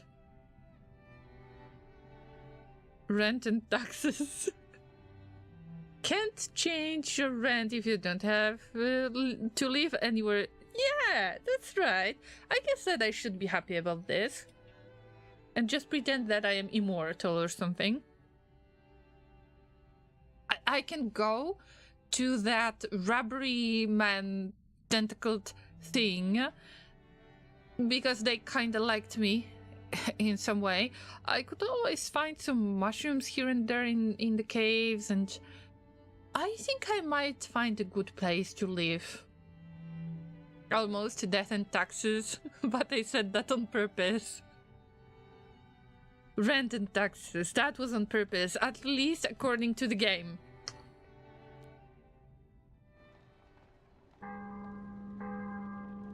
feel like those 3 days, during those 3 days in game, I did nothing. Like, no progress at all.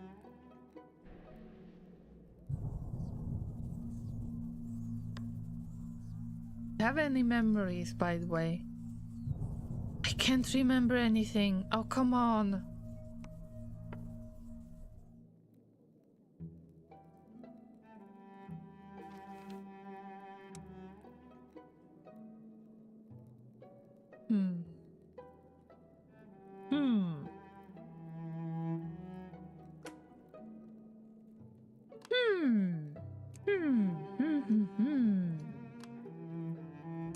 I'm not sure how important those stories are, but I want to know what is about to happen with Archie. I mean, come on. I need to... What? What? What? No, no, no, no. I'm not going to leave. Oh, come on. It's not happening.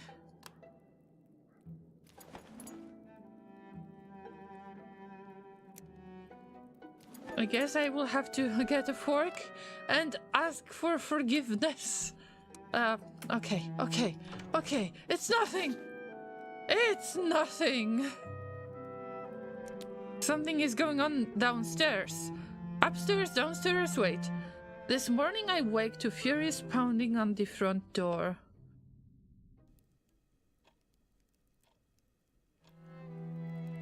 Oh, all of the ladies. Hey, okay, listen. I didn't want to romance any of you. I was kind of forced by the game. None of you will be pregnant. And do I have anything else to say that could possibly help me to avoid jail? I don't know. Rachel is already talking to Grace and Horatia by the time I get downstairs. Probably she's very unhappy about my visit yesterday, right? I'm Rachel Lando. I believe you know Archibald Ray, the doctor. I mean, yes and no at the same time. It is the end of confessions. Prepare, as it's now the beginning of punishment. Ouch. Well enough to know he didn't kill anyone. I mean, bold statement, I would agree.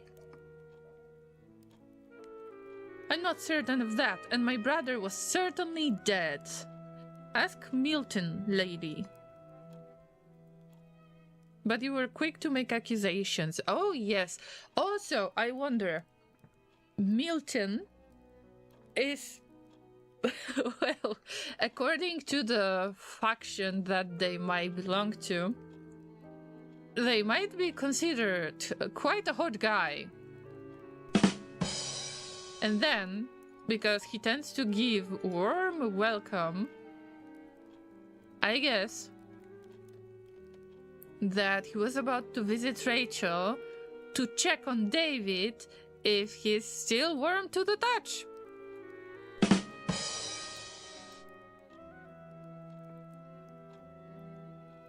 I've come to ask your help, and maybe to free your friend as well. So I'd best not let myself be drawn. So you have a way of freeing Archie? I think David might not be... That is, I think he may not be dead anymore. What? He's undead? He's a devil right now. Woo! Wow.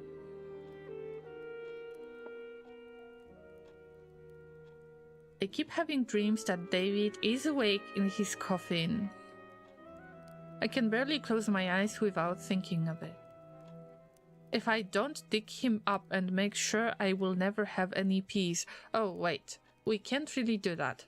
On one hand, yeah, we can check in if David is still warm. On the other hand, if somebody is going to catch us trying to dig up the grave, we might be considered the grave robbers and be put into jail. So is this a trap or is it not a trap? So you've come to us to help dig up your brother's coffin? Yes. I have a shovel in the basement, mostly for coal, but it will do. I don't know. Guys, I think that this is... You have just buried your brother. You might be in huge stress. It is traumatic experience. Maybe you need to wait.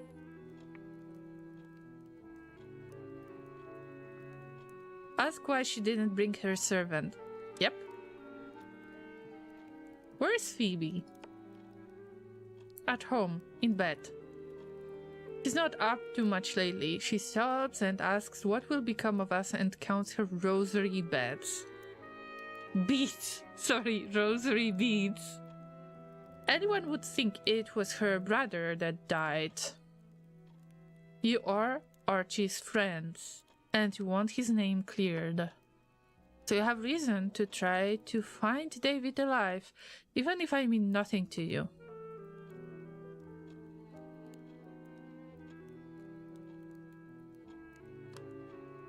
Well, the condition of the corpse might reveal something about the drug used. If I can get a good look at that, I will have an easier time with the rest of the inquiry. I will help you. Thanks, miss. I am getting in jail. I will say hello to Archie. Wow, nice place. Very cozy, don't you think?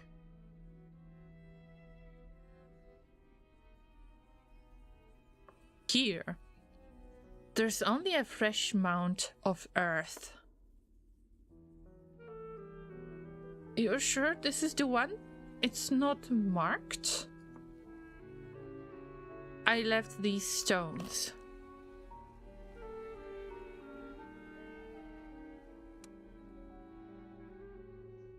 It doesn't look like the grave of someone buried alive. In my dream, he can't climb out by himself. But, well, let's assume that your brother has been buried alive, doesn't have enough of oxygen to survive for, let's say, at least 1 or 2 days. He might be very dead right now. Right.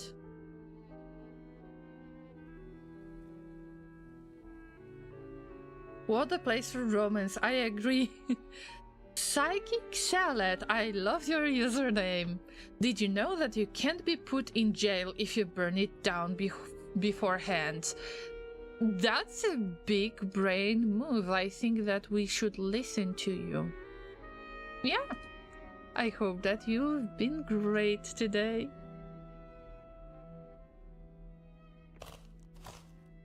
It's Grim's work. I wonder why. Maybe because we've got only one shovel and like there is this whole... I don't know. The party, pretty much. When we've struck the bottom at last, Chris climbs into the grave. Well... It's been a few days, eh? Chris calls up from below. I hope that the music is not too loud. Let me know, guys, if the music is too loud. Orson has never let me down. Good. Good. David is still deceased. I mean, who would have thought? If you put a dead person in the grave and put some soil on it, let me guess, they will remain dead, am I right? Wow. Somebody's going to catch us. Red-handed. You're sure? I don't want to touch the corpses, come on. Nothing a few cocktails can't fix. I don't want to drink with those ladies. We have just dug up the coffin. I am not sure if I should drink with those ladies. They will put me in the coffin with David. No.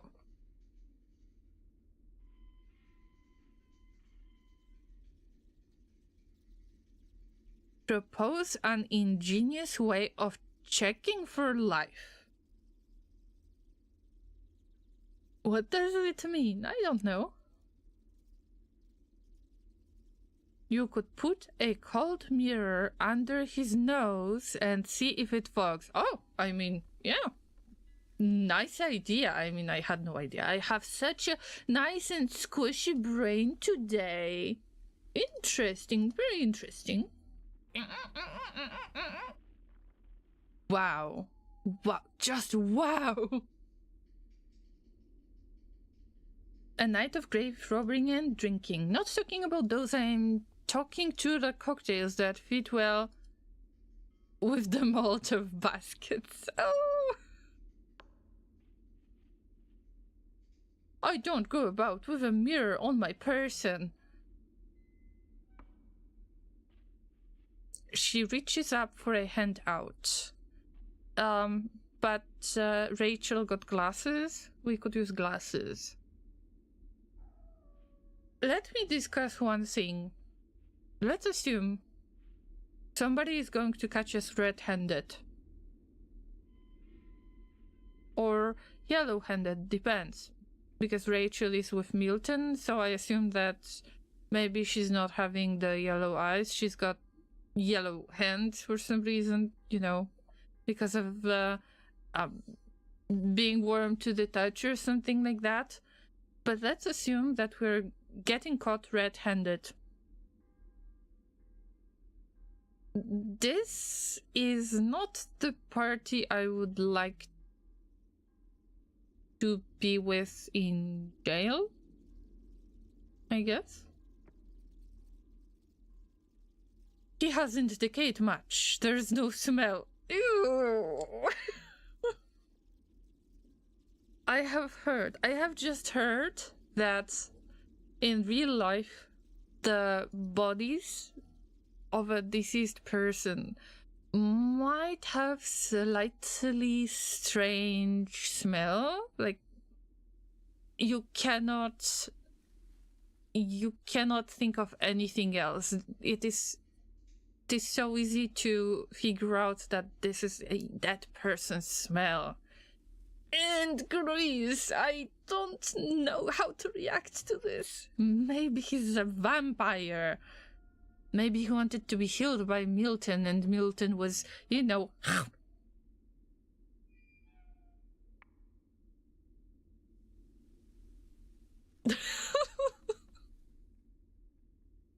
He hasn't decayed much, there is no smell, but if I touch him, his skin is, well, not alive. But it might not be dead at the same time. Mr. M says I'm gonna hit the hay again, don't let anyone die again when I'm gone. It happened last time. Mr. M, I will do my best, although I think that I am going to really fail with that investigation. Take care of yourself. Thank you so much for the visit today. I'm pretty surprised we were just talking about people digging up graves, and here we are. This is what you can expect on my channel, am I right? Oh. Oh, Rachel. I told you, you have been under some dramatic, traumatic circumstances, and you don't want to dig up the grave? Jesus.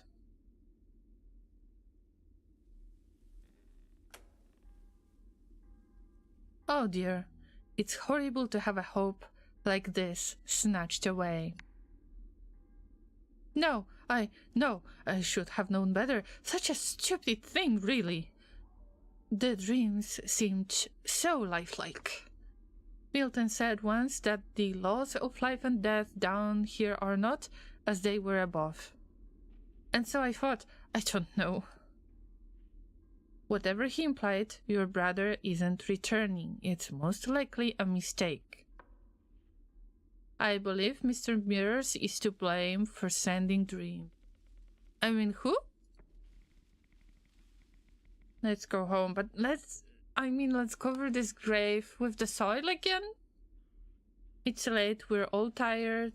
Yeah, we had a very interesting party, but do not invite me again. We can go. I'm sorry. It was foolish of me to think there could be anything in it. Tris and Laureen should see you back home safe. You don't need to do that. But I'd be grateful for the company. You've had a shock.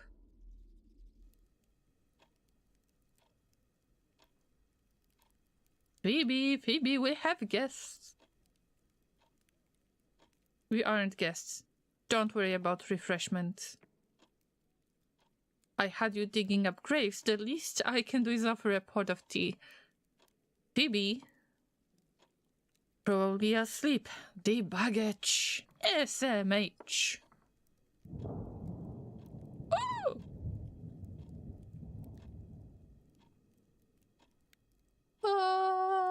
What's going on? Wait a minute. I mean, hello, but...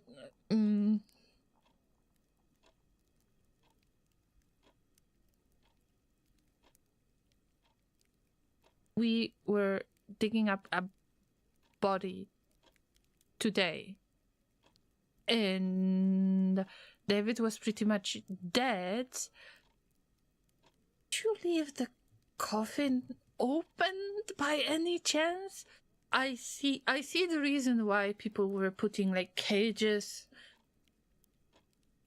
onto the grave so nothing gets in and nothing gets out.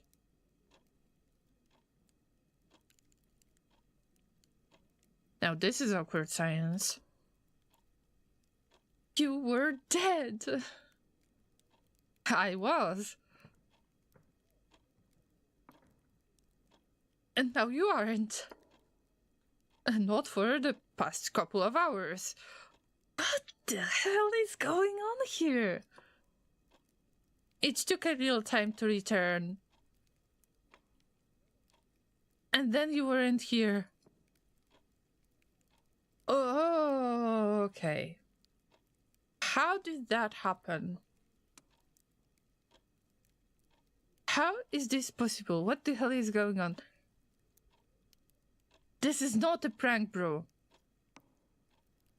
I was truly dead, and I have returned. The paths of life and death are not as they are on the surface. That is the only explanation I can find. The question of the grave remains alarming. There was a corpse there, and you don't much resemble it.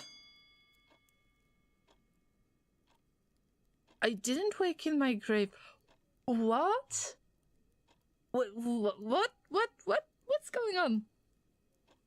The corpses have been swapped? I came to myself standing in the midst of London.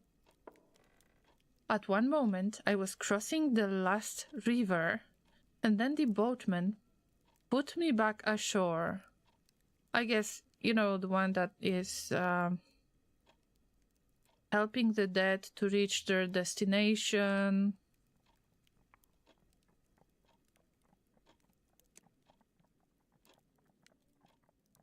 Is this the romance we were looking for? Well, I was not expecting the romance with the undead. I was not expecting the romance with the tentacles either. The last river. There was a boat full of the dead, and the boatman carrying us all to the far shore. Yeah, and you need to pay this boatman in order to be sent through this river to the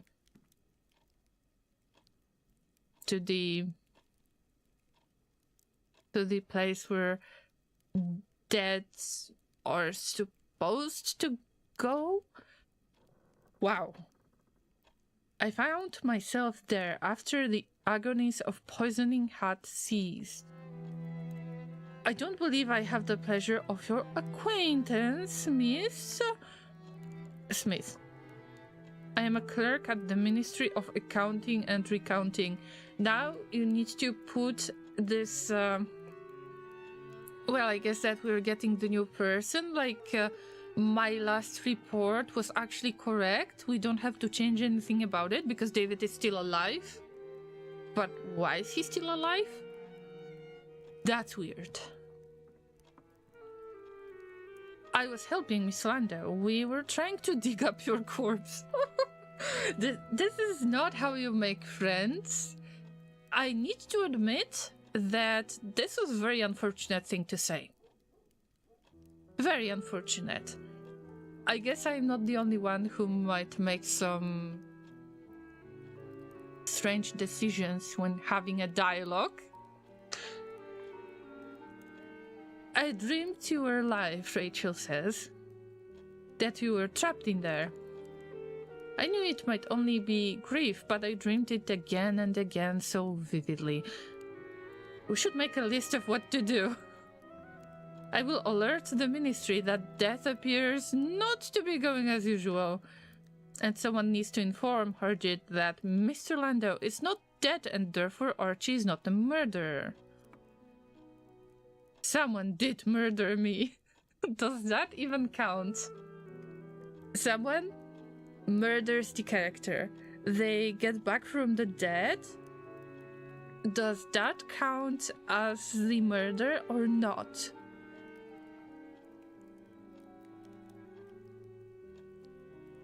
I was poisoned. It was excruciating. He really was completely dead. But he isn't dead now, so therefore, that is not a murder. Whoever did it might try it again. And I can't be sure it wouldn't work. Believe me, I still very much want to know who the culprit was. I'd rather hoped you might know who did it.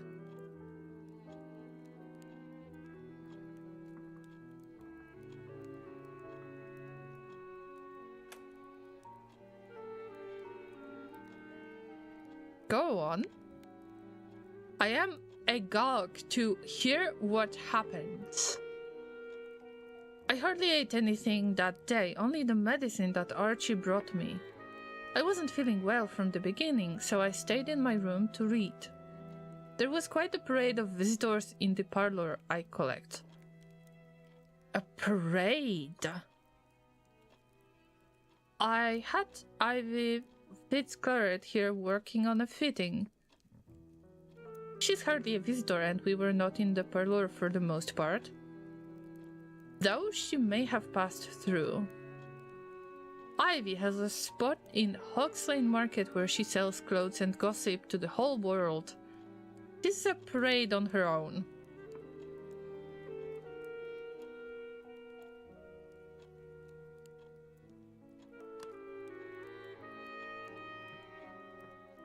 So, Miss Fitzclarret was here on the last day. And Archie visited, we know that, as you blamed him for the poisoning. Rachel and Phoebe were at home. And I believe I heard Milton's sticky tones through 3 sets of doors. Milton did pay a morning call. It was not long, and I was preoccupied with Ivy. I held a brief conversation with him and then excused myself. He spoke with Phoebe for a few minutes and then departed again, I believe.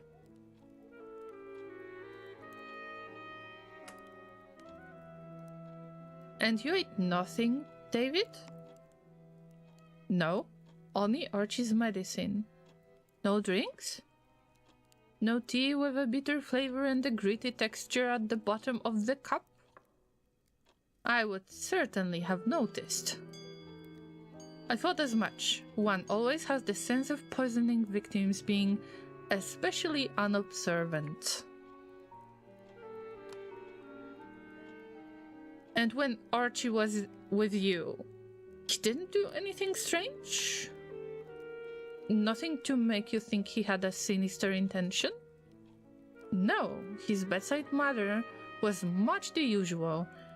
He had moments of melancholy. He often spoke of being homesick. But otherwise, he only showed a concern to see that I was better. Although the flavor of the medicine that day was a trifle different. More like other ordinary medicines I'd had before. He said it was a change in the ingredients available, and that he'd had to compound his own down here. That's a little troubling now I've thought of it. More than a little. I'm sure it's only a coincidence, and the meaning was just what Archie said it was. Now, according to Archie, we know that he had to give David just regular stomach relief medicine. But why is David alive in the first place? We should go home and leave you to your conversation. Definitely. What if it's the landlady switched the medicine because she wanted to frame Archie for being in the basement because she's hiding something, but that's just a theory. Could be, especially because he was caught burning his books. I mean Archie's books. You know, the medicine-related books. So it's possible, in my opinion. I imagine there is a great deal to say at such a reunion. You will let Constable Singh know that the murder is no longer a murder? I wouldn't want the matter to be dropped. It would be the most grotesque miscarriage of justice to hang a man for murder when he did no such thing and his victim is still walking around London.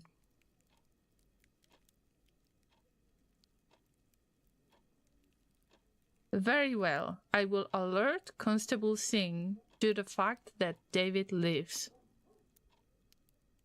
You do press your points. When you came to us for help, you said it would help us free Archie. It's true. I did. Then pray honor that commitment. Ooh. That was rash promise. It seemed reasonable, and I needed help. Can you see any of our cousins agreeing to come down and take a turn with the shovel?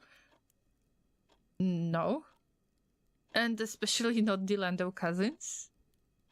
Such a betrayal of tradition. But thank you, and give my thanks to Miss Smith as well. You were truly a great assistance in a terrible time.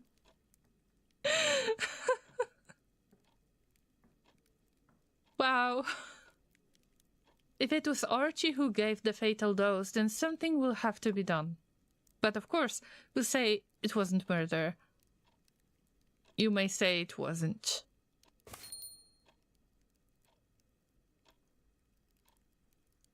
I feel like it was all a fever dream or something. What's going on? I don't get it. We have finished the season of confessions. Okay. What am I supposed to do? I cannot recall the past. I can't write the new story. I don't really have anything to say about the ministry. There is no new action. There is no new motive. The rest is blocked. I guess it's the same with the novel plots.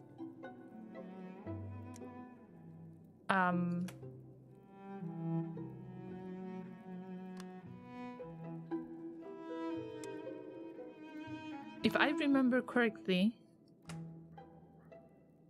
there is no story opportunity. This is so strange. Get a job, that's what I would do. I mean, yeah, I should really get a job in real life. I'm very confused. Oh no, there is the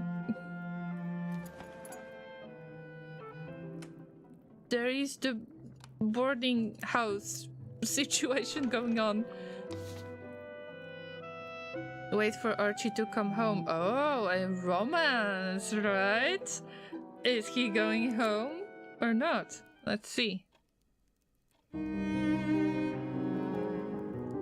Rachel Landau has sent a note of thanks. Wait a few days before paying a visit. There is no rule for how soon to visit the deceased after they return to life. Oh. He'll need to recover. I mean, we need to recover too. We were digging up his grave like yesterday. Or, yeah, yesterday. Yeah, that was yesterday. I'm very confused about that. No, Kellen, I should actually get a job. I'm trying to, but there is no success yet. I just used this opportunity as to kick my own butt in this case, Kellen. There is nothing to be sorry about. Never mind. At least Archie will be home soon.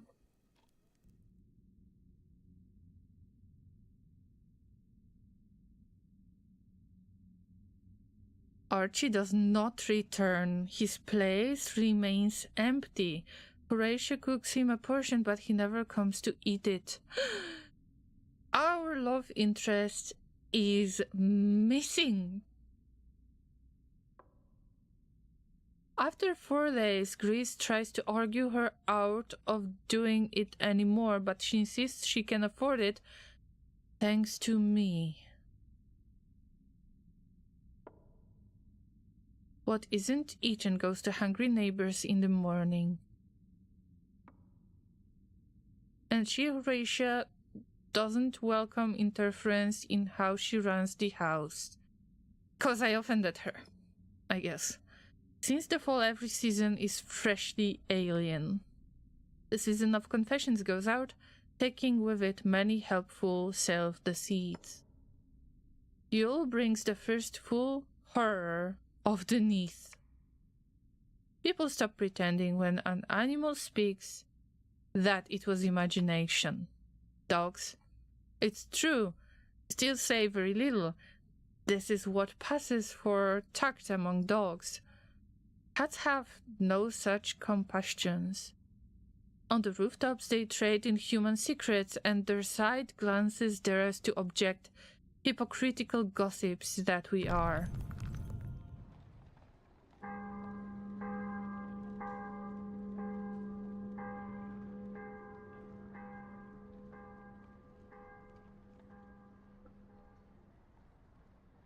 Actually, now when I think of it, I miss Archie. I guess he's dead. Oh, it's snowing outside. Can you see it? Nice that it's snowing. I wish that Archie could see it. It's not a good Christmas if we don't have the loved one. Right?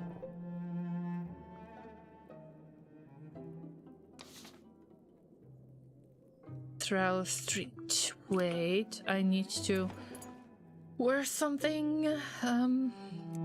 I don't know. Something. I don't have the badge anymore. I completely forgot about this. No face. Barefaced. It's good.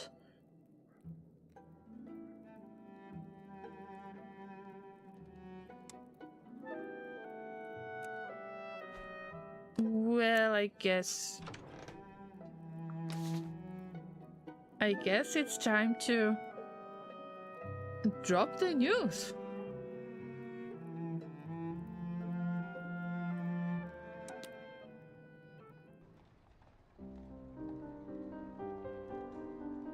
It's as I explained to Horatia and to Lady Griselda. By the terms of the law, a murder was still committed. But what? Bro, no! You serious?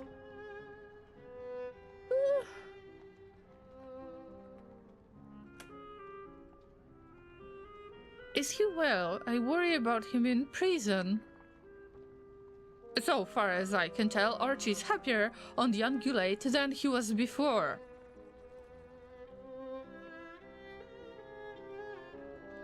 He's a hero to the other prisoners. The trial will still be held just before Christmas.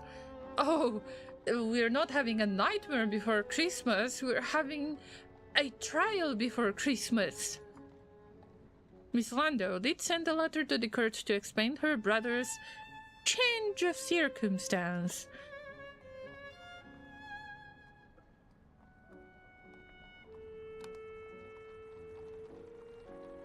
What exactly did you do? I've spoken to everyone I could find. I woke an old judge from his bed in the middle of the night. He did not take to it kindly.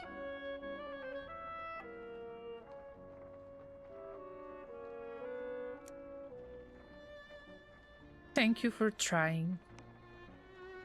It was all I could do. Archie will be tried. Tried or trialed? Tried. If we can account for his innocence, he may be freed. If we find evidence that someone else was involved, they may be added to the trial. If you find anything, if you have a good explanation for how it wasn't Archie. But this is your job. Wait, this is your job. You are the policeman here. Why am I supposed to do that? Is it because it's my, I don't know, soon-to-be friend-zoned guy or something? I don't know. I wonder where you get the face. I don't know. I think that you might need human puppet face somehow as a mask.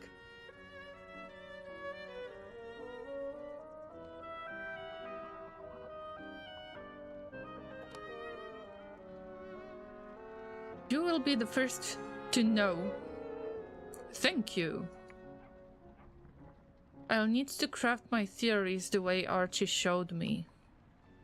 If I can't build a finished plan, I will at least be able to come up with some hypotheses. Crafting theories about an unknown motive or method will give me the right questions and let me get answers out of people. The more I learn, the more I will be able to refine what I ask or the accusations I am ready to make. But it is his job. I am not getting paid for that, bro. I need to pay the rent. I'm not having good time with the landlady, you know? I can't just tell her I have nothing to pay her rent. I am always glad to visit Archie on the HMS Ungulate with you. Oh, yeah! Oh, I forgot. Yes, I am about to visit Archie for the first time. Thanks for letting me know about this.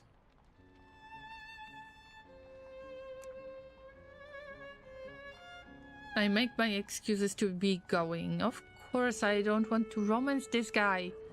If you find yourself short of entertainment in Miss Chapman's lodgings, you're always welcome to come out and speak with me. I'm sorry, I'm not ready with the romance. I wouldn't mind having someone to talk to on my rounds now and then.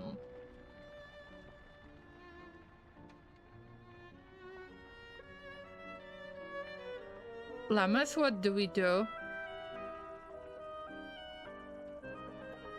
If we get turned into a squid monster or something, we would need a face, definitely. Also, if you're a llama, you need a face. Difficult decisions to make. I don't know. Let's not get in the more romantic stuff, because we've got the loved one in jail. I mean, come on. I mean, he seems nice, yes, but I need to do stuff for you. Like, I am supposed to work for you, bro? If I am going to be thrown out, then am I going to live with you or something? Huh? What do we do? Let's go with friendship. I would like that. I will look out for you. You're not looking out for me. You're not looking out for Archie. Bro, you know that he's a good man. There are new curiosities every day, like a talking llama. Okay, I feel insulted now. And bits of town keep rearranging themselves. I found my way to somewhere you might like. It's an easier route than it ought to be. I think perhaps there is an error in the alignment of the streets, and that's why you get maps. You make maps illegal, because there is just no way. Everything is changing.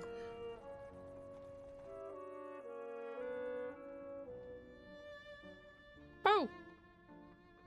The clock pleases me. A finger pointing at nothing. Sometimes you can hear the river creatures singing here, but mostly I like to enjoy the ruin. We stand and talk for a time. Now and then someone walks by, but mostly we have quiet. The false stars crawl across the ceiling of the Neath. Didn't really feel like a date, not gonna lie, but didn't really feel like friendly conversation. A scenic path along the stolen river, favored by lovers and pickpockets. Oh, if I would like to get stuff stolen from me, I guess that I will get there. Happy lurking side, thank you so much for being here. Appreciate it. Guys, I need to build some story. But I know nothing. Nothing.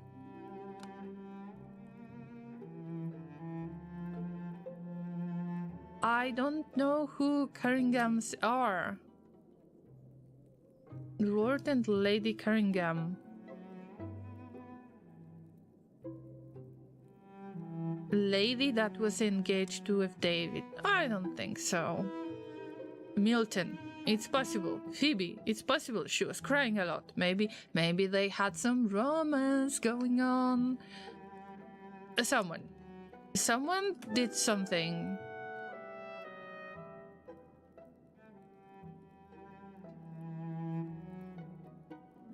Someone somehow influenced.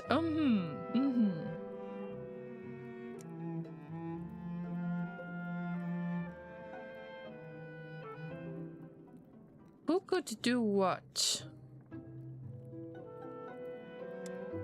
Someone somehow transmitted poison.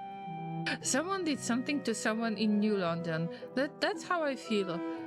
Someone did something to someone else, and then something happened, and then something else happened that caused all of it to reverse pretty much. And that someone is alive now.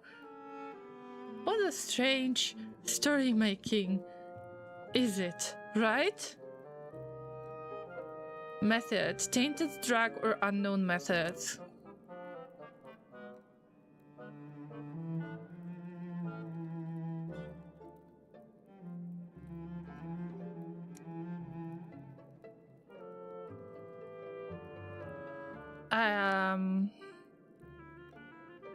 I'm not sure about Archie, but maybe I would say could be Milton, could be Horatia.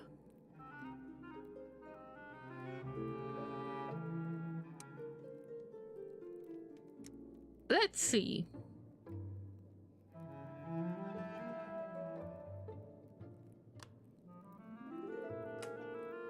I don't understand why some of the people are not active in this case. But let's see what action we can put there. I guess this one. Hypothesis. Imagined puppet master. I think that Horatio... Okay, I am out of her place immediately. if she knows about this, I am so cooked. I prefer to go to the devils and be cooked out there than to be cooked by Horatia. That would be a cooked llama for the dinner. I'm not sure if I should do that, but guys, I think that you have the right idea. The inquest concluded that David Landau received his poison in the form of tainted medicine. Horatio somehow persuaded Archie to act as an assassin. Archie somehow got the poisoned medicine to David, and it's not clear how. The question, how did Horatio manage to make Archie do as he wished? As she wished. Oh, I'm so dead. I am so dead and so homeless. Wow.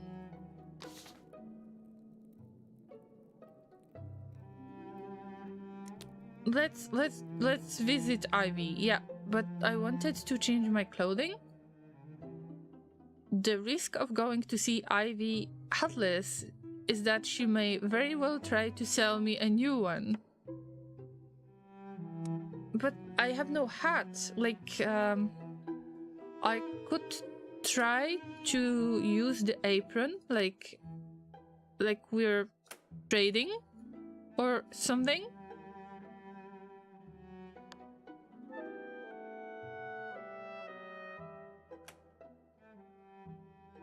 How many choices do I have? I have only one hat, and this definitely doesn't fit.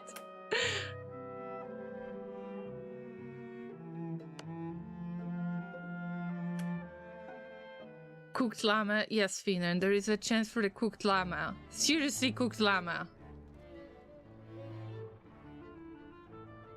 Ivy sells hats, pins, masks, clothes, and sundry unspeakables. I guess that these are tentacled unspeakables, right? Good Yule, miss. I trust you're not grown too sick of mushrooms. Why do I have the option to flirt with Ivy in the first place? Why? We haven't even started the conversation. Didn't even know about her. What is going on here? Yeah, let's mention raised biscuit rations. Ooh, which is something to be happy about. I recount the newspaper story. The biscuit rations have been raised. Oh! The new ration will be a large number of small or broken biscuits rather than a small number of whole biscuits. I put a somewhat dark and gloomy complexion on the whole business. They're not all bad. The masters gave me my license to trade, or authorized me to carry on as I was at least.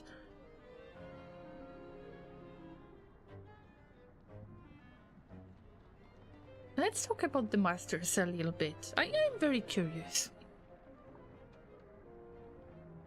Cooked how? Finan asks. I mean, I would probably belong that. It's hard to tell. I guess roasted. The devils would definitely roast me. Horatio would definitely cook me. It depends on who's going to get me first. Kellen says, I will be honest, I might flirt with her. Depends on if she's a murderer or not. I was not very lucky with choosing my option, I guess. People say all sorts of things against the ministries and the masters. But I think some of the time they simply enjoy coming up with a story. Might as well be a ghost story by the fireplace. Ivy hears me out, but it's plain this question doesn't matter as much to her as to me. Don't mind me. You missed a spot of color this morning. Oh, thanks for the compliment. A man came in with a basket of so-called fish. Speaking of spot of color, do you think that I could really use the, the flower thingy? I should have worn something else. Mobbed, he was. Salt, for 10 guineas each. But they wasn't fish. Cold and wet and slippery, maybe, but not fish. Oh! I don't know what they were. I just know what they weren't.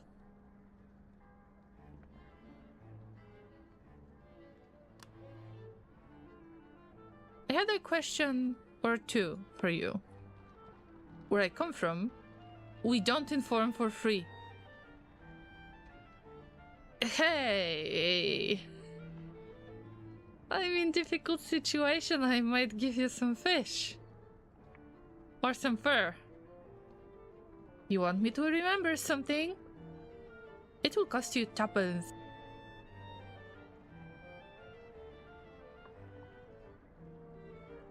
But this is a lot. Llamas, what should I do? Should I pay? I don't think so. I'm sorry. Not a chance for that. Not a chance of that. Then we'll talk about other things, won't we?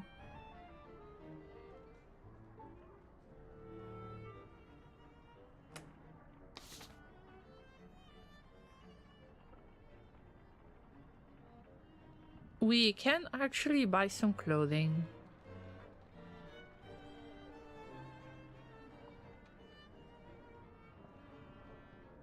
Top hat with mushrooms. I guess that this is Darkwood style thing. Well, I don't want to flirt. Again, I am not planning to. I'm very busy just trying to get Archie out.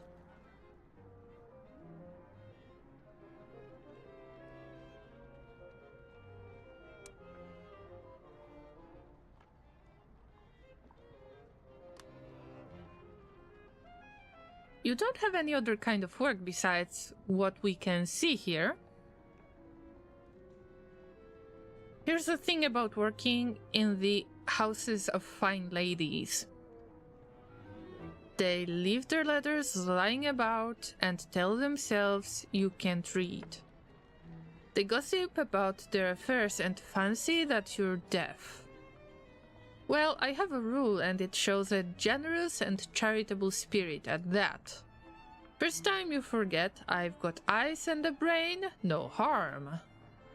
I shut my minces and I keep my hounslows clamped. But do it again? Your secrets are mine and my secrets are my living. We can't pay, we're unemployed. That's right! And I guess that Horatia is going to... Oh my god, she's gonna throw me out of this place.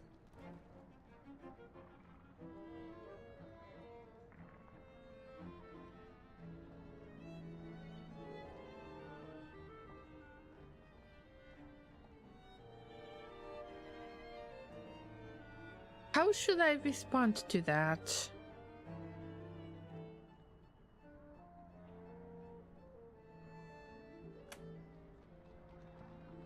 Good thinking. The owner of a secret doesn't know when it's been stolen. As you can see. Better to be able to take an opportunity when it's offered than to make a plan. Plans break. Ah, well, top of Rome for me. I have no opinion regarding that person. Seriously. At this point, I go back. We've got Ivy. A person? That could be Poison Ivy. Did you get this idea too?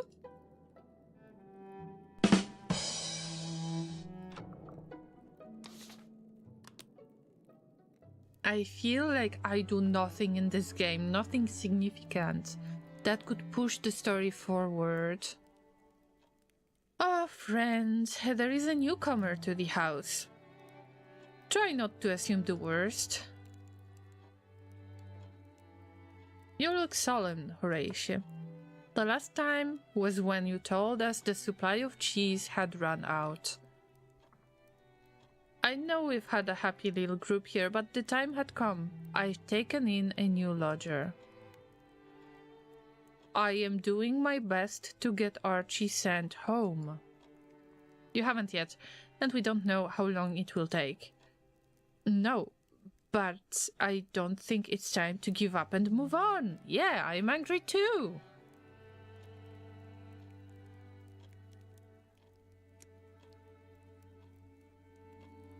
I'm surprised we haven't had many asking to lodge here since February. Harjit brought him around. I had my doubts about that. You should also know he's a... let me guess, tentacle man? The rubbery man? A clay man, he calls it. Looks like a statue. But he's polite.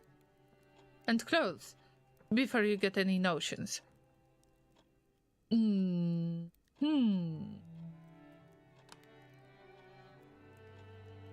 Can he move, or does he just stand in the corner? Wow, okay, that was savage, sorry. He can move and speak. I wouldn't have described him as polite if he only stood silently. Even if he's the most well-behaved statue you've ever met, it's a risk. It will draw attention, and I don't see the need. Everything we do reflects on Archie now. Everything we don't do doesn't look like we do anything. Let's do something. Let's ask more people. I need more actions during the day. I need someone who can do for me. Who can do it for me outside the house? Who can do for me outside the house? Sometimes I believe that the sentences are a bit strange. Like it's not fully grammatically correct, or maybe it's the language that have been used in the past and I am just not familiar with it. What do you think, guys? Or hadn't you noticed that I can't go outside anymore? That is, I know you don't go out much. I suppose the last time I saw you go out was to the graveyard. I don't anymore. I do not sleep through our front door. I do not step through our front door. But the trade is, I can promise you our new lodger won't do anything I don't know about. Oh, hi. Actually, yeah, it's a big man. Forgive my clumsy interpolation into your domestic idyll. Frankenstein, is that you? I wish to make myself known to you. I am... He makes a noise like rain running down limestone. I believe the best translation is moth. But I have to point out that he's bald. So where is the moth? Should I even ask this kind of questions? I hope to learn more about this new city. It is very different from my native Polythrem. What is Polythrem like, Mr. Moss? It is an island far across the sea. Everything has a voice there. Oh, my king, he of 100 hearts, reigns over us all. It is often harmonious, there is very little screaming. Silence isn't the same as peace, but I will take your word on it for the moment. I hope you will find rest here. If rest is indeed all Mr. Moss is looking for,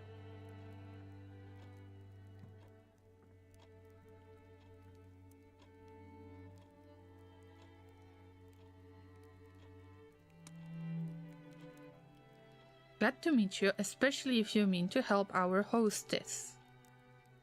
I have received some guidance, her requirements. No doubt, there will be more. What motivates a clayman to reside in a boarding house in the first instance? I assume you neither eat nor sleep? The accommodations would seem to be of little value to you. Griselda! She's mad. She's about to throw us both out, and we will become happy homeless flirting or something. Athena, thank you so much for the very cozy emote put in the chat with the bits. Thank you, thank you.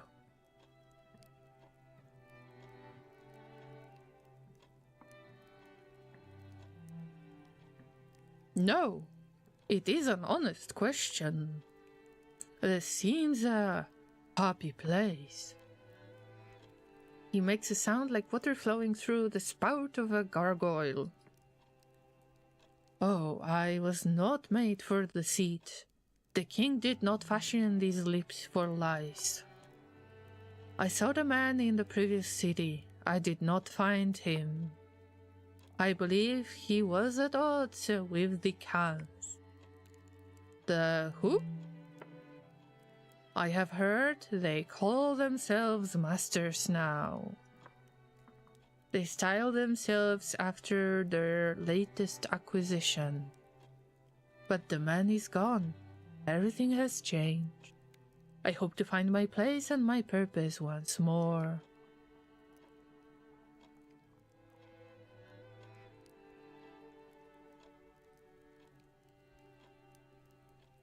Oh, it's sleepy time for you, Finan. Have a good for today and a lovely morning. Thank you so much for joining today and listening to this really strange story. I hope that you enjoyed it.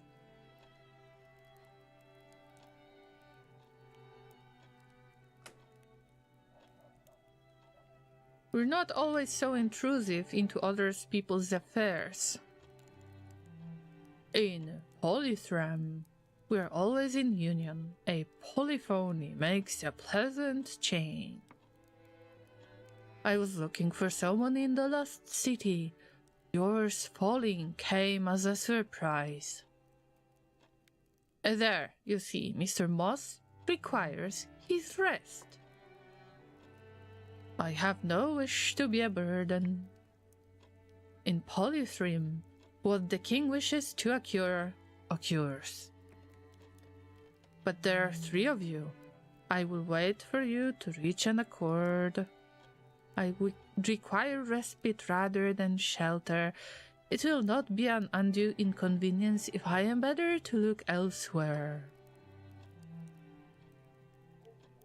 And he is meant to keep us safe, is he?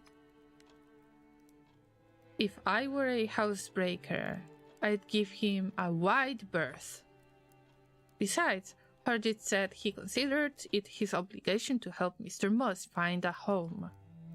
That it was a good deed to place him here.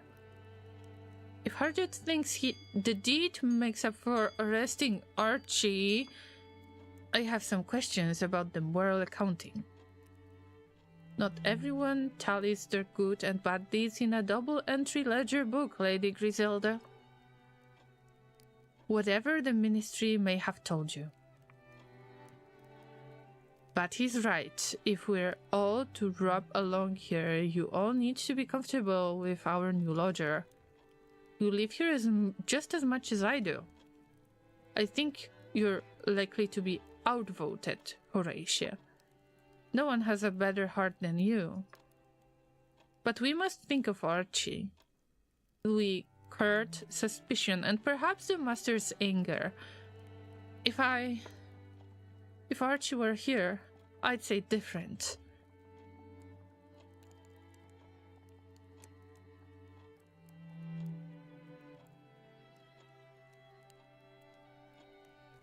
I think we have room for one more. I shall go and tell Mr. Moss the good news. And let him know he has you to thank. On your heads be it if it goes awry. But I will do what I can to smooth things over if the ministry involves itself. We've got Moss and the king. Do you think that the king had something to do with poisoning innocent person? That doesn't make any sense to me.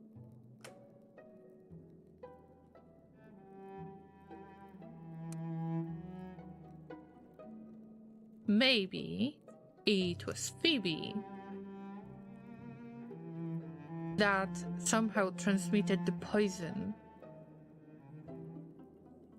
But maybe the motivator is different.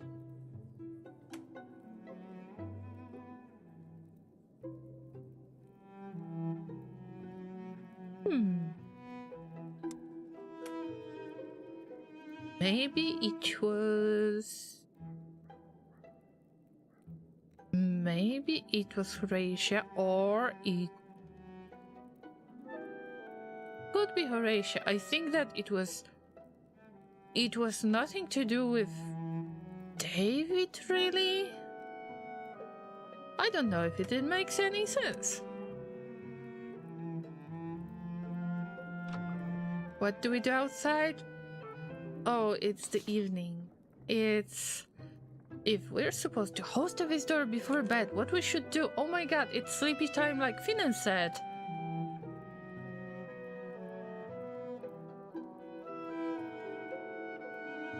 I wonder what kind of outfit I should wear.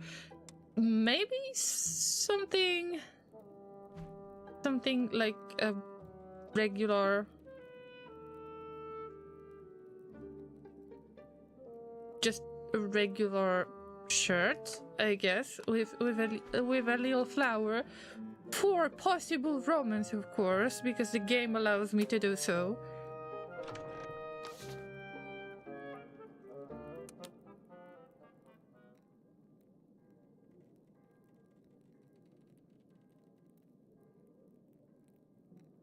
A shape coalesces in the attic, or more accurately, looms.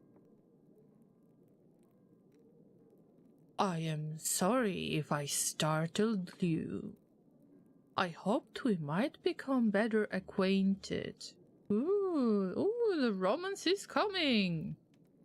But this guy might be a little bit cold. And I have several questions regarding my tenancy here. I would have asked the others, but Miss Chapman was dozing and Miss Smith told me she was engaged in important business. I did not realize business constituted the imbibing of wine. I have much to learn. Do let me know when I make an error of etiquette. Oh, bro, I can't help you with that, because I am the one to break all of the rules here. I am sure there shall be money.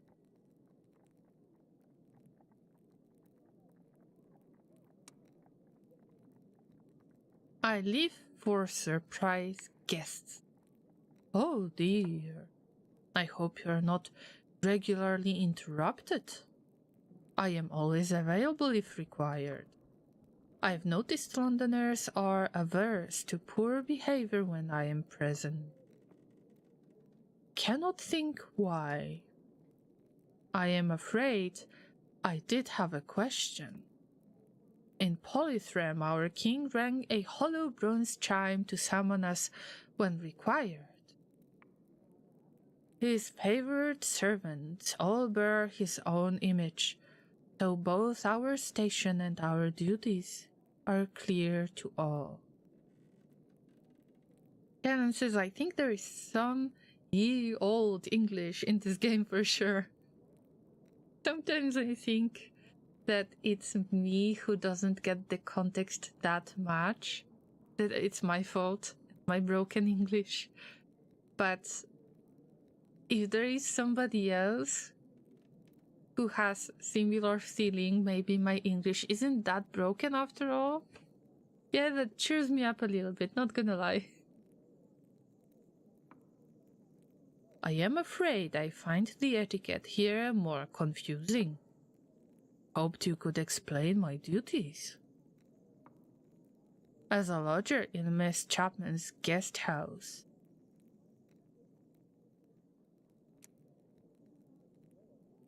Miss Chapman does not leave the house. If you can serve as her messenger outside, that would assist her. I had noted her affinity with the building. It is a relationship I have not observed in Polythreme. But all the same, more like home than most things in Londinium. This seems in line with my expectations. I had one last question, forgive me. But I wondered your thoughts on my behavior thus far. I would say not. No one has got their character and behavior set in stone. And that's why you should just keep on growing, Mr. Moss. I hoped to be well liked here, if you could advise me.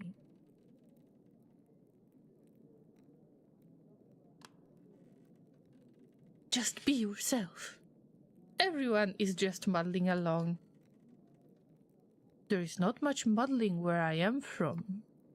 It is a state of being for boots and urns. But I shall see what I can do. Thank you. I shall leave you to your rest. Good night, as they seem to say here. A phrasing that confuses me. It is always night here.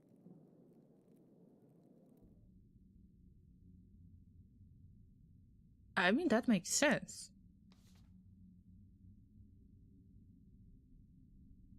I can see that this time we're supposed to get the suspects, and we don't have much time to save our loved one.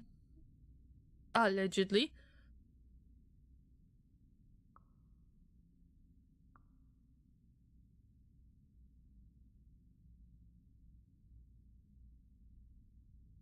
It doesn't sound good to Archie.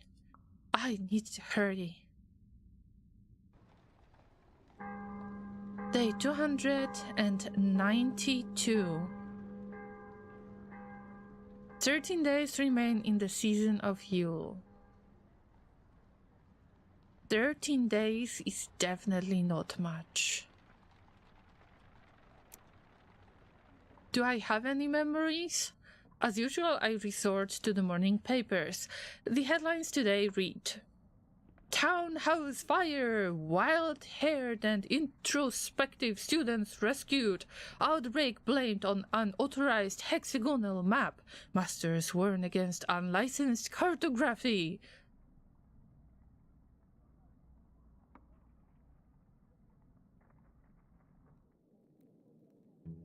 Illegal maps. Fire. Do you have the same idea? Devils?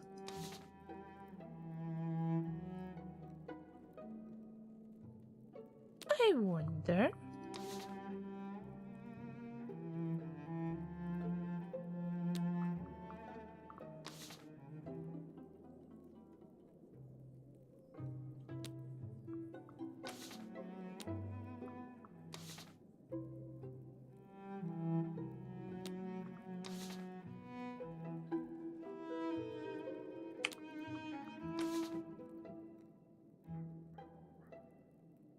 I'm not sure if my theory of the murder is good enough. It's not. I don't think so. I guess that we might want to talk to Phoebe and then to Ivy, or the other way around. But one of these two ladies, I guess. I need to find out. Well, this is not good enough.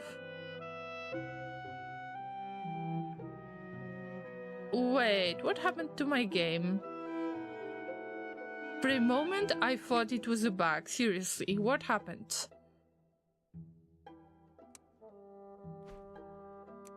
Let's get something kinda official and see. I never know what kind of impression I am going to make on people. It's really difficult if you're a llama in the first place. Do you want to speak again? Just a moment. I wait while she finishes her chores enough to take a moment with me.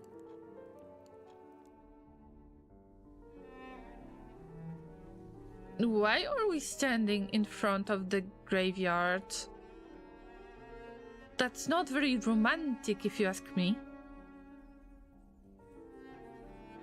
I think this game is actually for pretty advanced English speakers, so you should be proud of how good you can understand it. Are you sure, Kellan? I think that I am not doing well enough. I'll recount the newspaper story. There was a terrible fire resulting from the ownership of illegal maps. Illegal maps. Mr. Page is fuming with anger. Or the devils. Or both? I don't know. I think that these are two different factions. Oh. It seems that maps may spontaneously combust, or so the masters are warning at any rate. I make the story as engaging as I can, plenty of detail and a fair sprinkling of dramatic pauses, as I do in real life, reading this story. I mean, good enough, right? Good enough. I don't like to remember the fall. I remember very clearly believing I was about to die and thinking of all the things I'd never done or been yet. And then I wonder if it were to happen again tomorrow, would I think any different?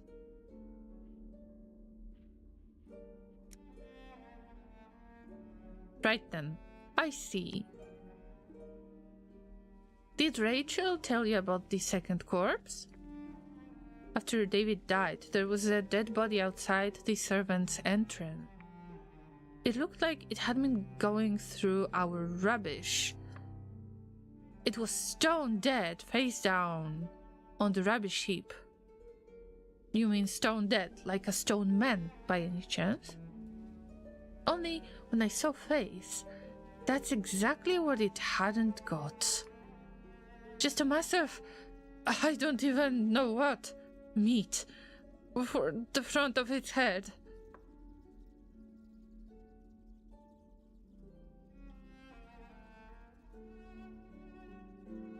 I would like to make this clear. I did not take off anyone's face. And my lawyer can confirm that. The only thing I was interested in ever was human puppet hands. And no human has been harmed during the human puppet hand obtaining process.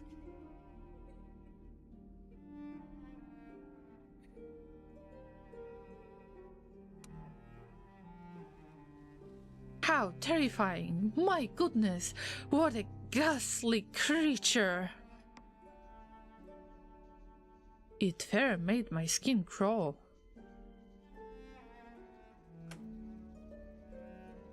What happened to the deceased?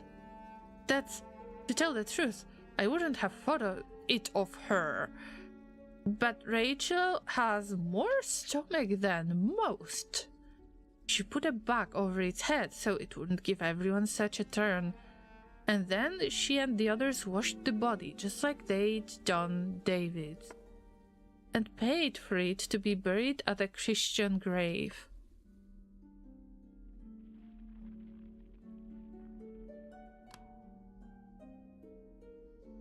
Was the deceased a Christian? Oh, as to that, you just have to guess in such circumstances. There was not so much as a coin or a scrap of paper in his pockets. That's if he was a person to start with. Which I don't know. Rachel said vermin must have got hungry and ate his face right off his body. But he didn't look like a normal person. That's been a bit nibbled.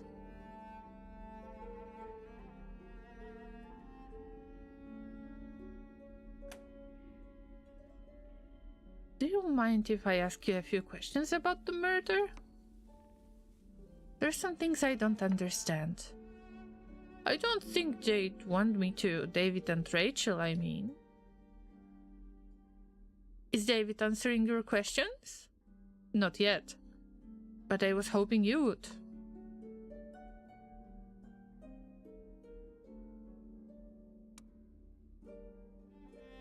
It's for the sake of the law.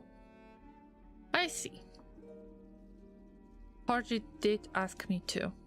Oh, did he? We can answer your questions then, if David's allowing it.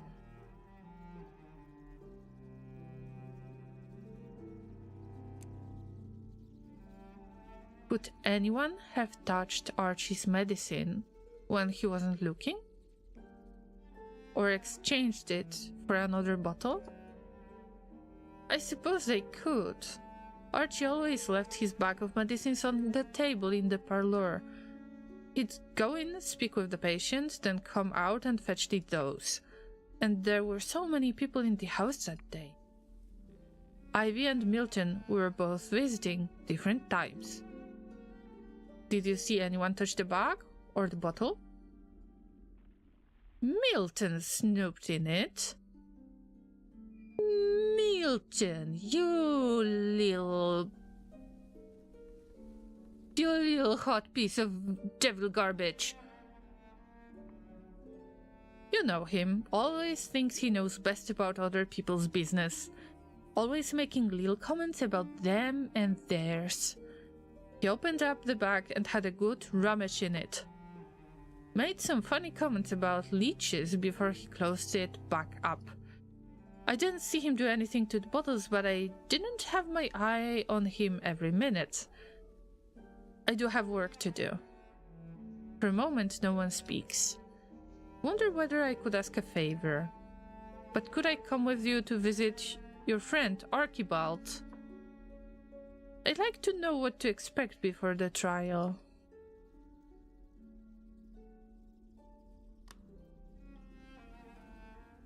Whatever you want.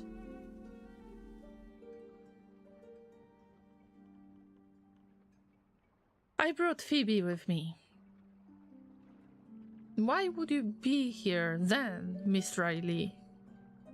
They say you're meant to visit prisoners. It's a good work. Might be, if you come, they bring 'em cheer.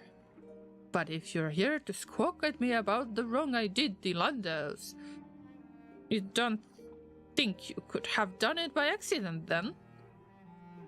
Just a little mistake with the matter of the dosing? I fought it over time and again, lass. Do you think you're the thirst to ask me?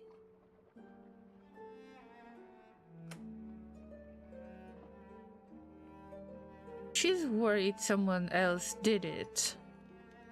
So she'd rather it was you, Archie.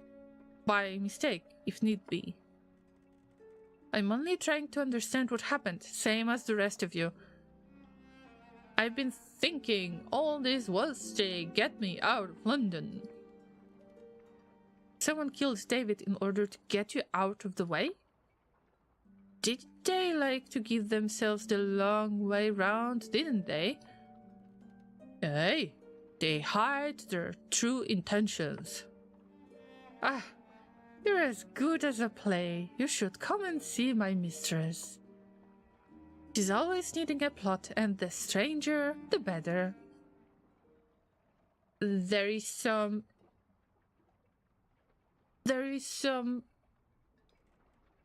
person fighting to be free of charge.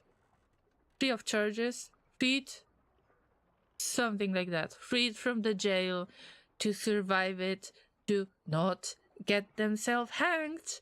And she's about the story It's not about the story. It's my love interest after all, my only love interest.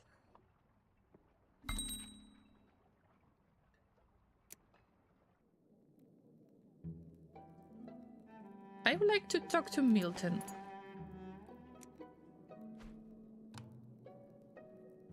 Would be nice to have a fork.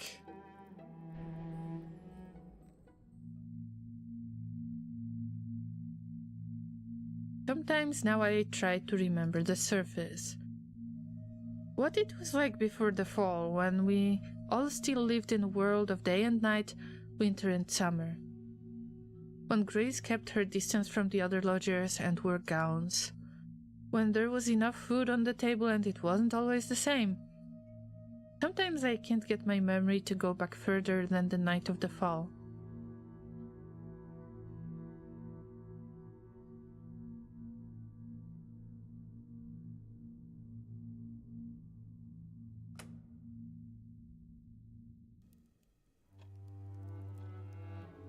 What morbid thing are you reading now?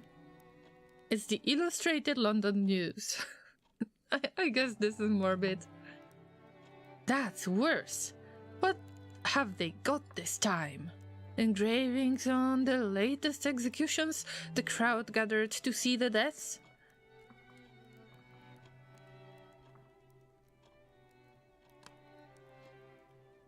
Fewer crimes are punished with death, but murder is still one of them unless the monarch intervenes. I doubt we can count on the Queen to commute Archie's sentence if he is found guilty. It's the Queen with Prince Albert and the children and the Christmas tree. Ah, they're sending that round again, are they? Then, this I recall, she took the picture and put it up in the frame of a mirror for decoration.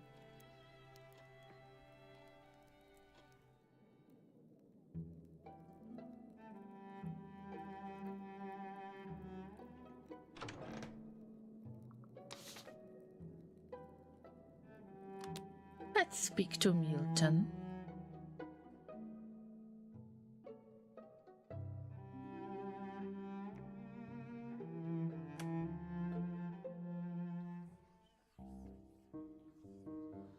Hello. To what do I owe the pleasure?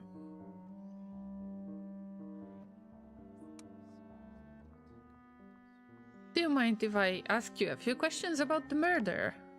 There are some things I don't understand. Yes. Clearing up human misunderstandings is one of my favorite pastimes. It is possible, of course, that you will get some answers you do not want. But that will just make the conversation more delicious. Told you I am cooked. I am getting roasted by the devils already.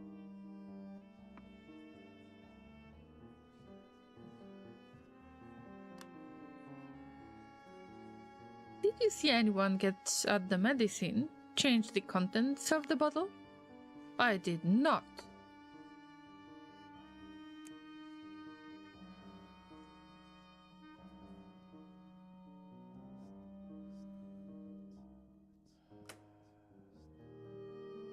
Do you know of any reason for Phoebe to have killed David? She did not want him dead, I am certain of that. It's possible, of course, that she knew he wouldn't reach that state. Then one would have to ask who had something to gain from his temporary departure to the boatman, or the other alterations that result from that journey. No one speaks for a moment. Another awkward silence. Killen, thank you so much for lurking. I appreciate that. Remember, don't get into trouble at work, right? For watching streams. Flirt with Milton. Oh yeah. Whenever I see you, I know you're thinking something shocking, and I immediately want to know what it is. Curiosity is a weakness. One of my favorite weaknesses to exploit. I am entirely serious. There's something deliciously salivatory about your flattery. Please feel free to indulge. The conversation waits on Milton. Devils do not fall in love as a rule, though many people choose to believe otherwise.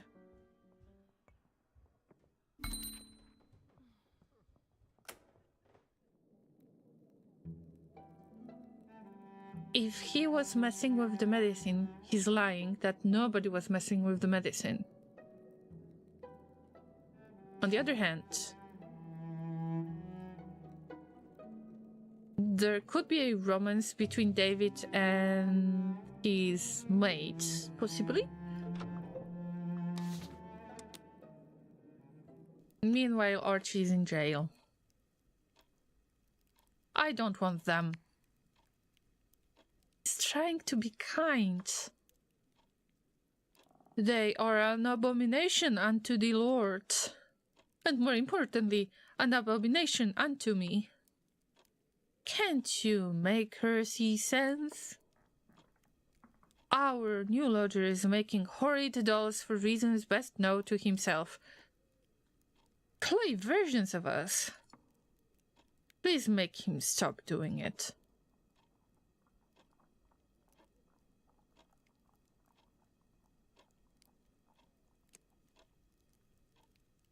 Of course I will. Thank you, you're a good egg. At least, that's what my former fiancé used to say. Griselda, you're a good egg. I think he means to make an army. They're not like him. They don't move. Yet? Mr. Moss.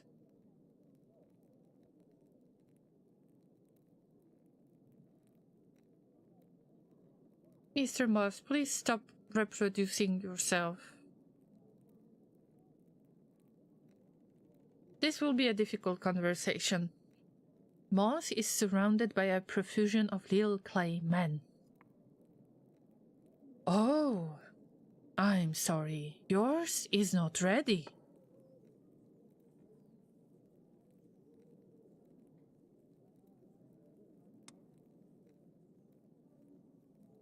Are you courting, Moss?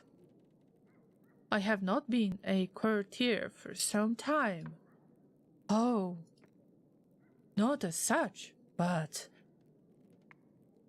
I am glad that you are finding favor. I remember my king and his marble palace, his garden of statues, all made in his image. I thought the other residents here would appreciate a similar gesture.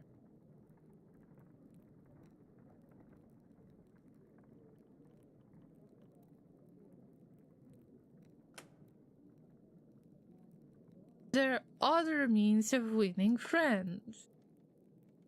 I said nothing about friends, but I won't waste my efforts if they are not wanted. I shall fetch them back.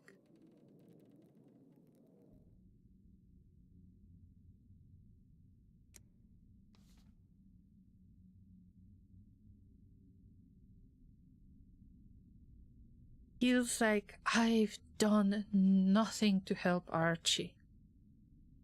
Nothing.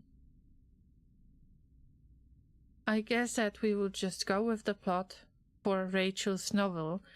Maybe Rachel wanted to write a novel and needed somebody to be dead. That's why she was messing with the medicine, or asked Milton to mess with the medicine. That would be interesting. But the clock is ticking. 12 days remain.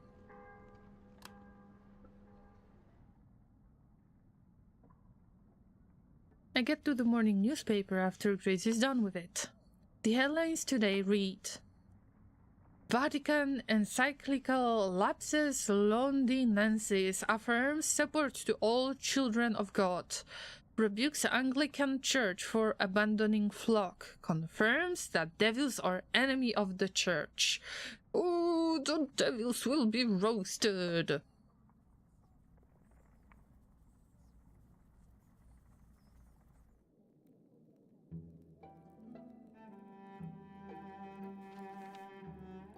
Let's slightly change the story. Let's assume that it is Rachel.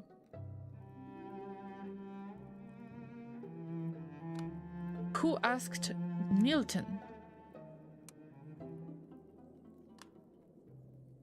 to do something messy with the medicine?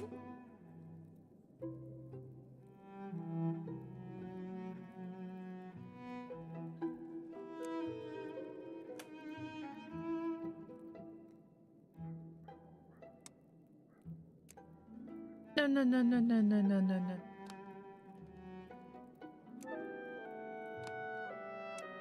Rachel and Milton somehow influenced Milton, I guess, to swap drugs for poison. I mean, easy.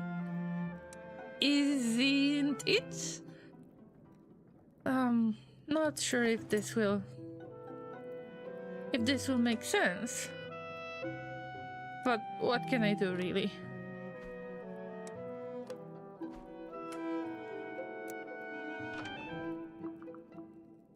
I will just try to offer this theory.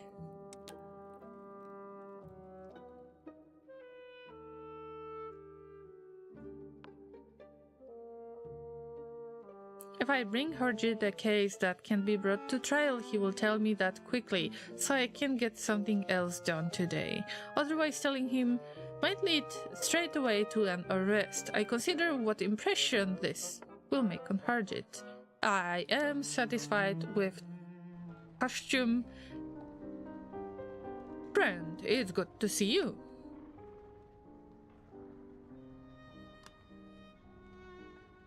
I recount the newspaper story. The Vatican has sent down a papal encyclical clarifying the theological position of Catholics in the East. I may sound a bit gloomy. I do not understand how the so-called devils can claim a man's soul. I have met a man who claimed to have sold his, but he still walked. I believe it is a lie intended to frighten us. The church should be guarding us against this menace. Time was when it stood up against such dangers. Harjit hears me out, but it's plain this question doesn't matter as much to him as to me. See, I can't get into the serious conversation with people. Don't mind me. We turn to the price of mushrooms, the difficulty of finding fuel. They're the subjects that people discuss in the Neath in order to avoid talking about teeth and snakes and the occupants of our dreams. But the theory, guys! Getting there! I believe I know what happened and why. I lay out the whole story as I've reconstructed it, complete with means and motives. And what you're bringing me, you're sure of it? After I've taken this to my superiors, I won't be able to retract it. If you change your mind later, it will be too late.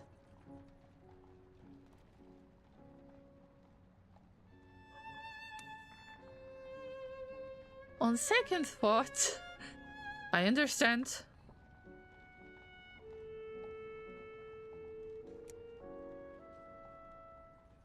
For a moment, no one speaks.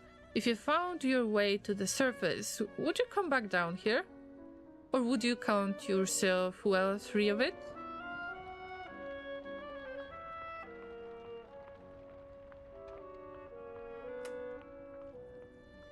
I'd come back if there was someone here I loved. I mean, let's go. Let's go. No romance for you, Llama. Have a good morning. My friends, I have no family here, and I think you also have none. Am I right?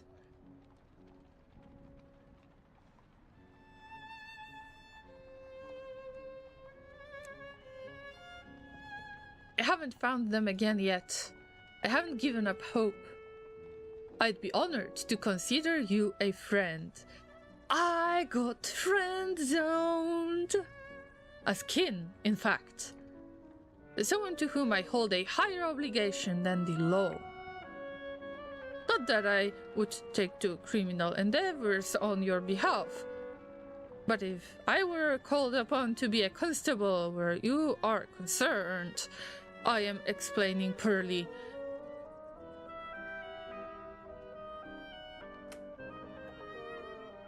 I understand your meaning.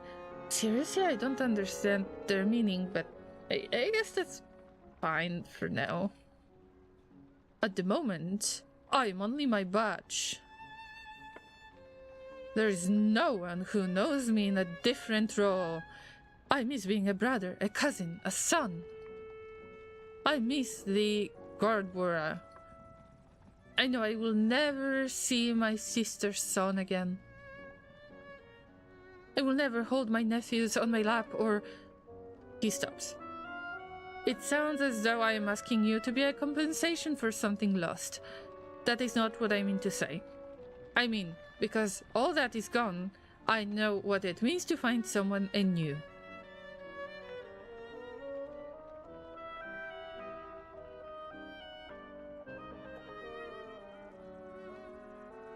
I don't know, let's be friends. I guess. Or what does it mean that I'm not sure whether we should be friends? Let's be friends. I've been hoping to be friends, Constable. I've been thinking about it for some time. Really? When? Llama, when did you have the time? Oh, let's give him a hug. Oh. I embrace him. Oh, come here. Careful, there are spiked objects under my uniform.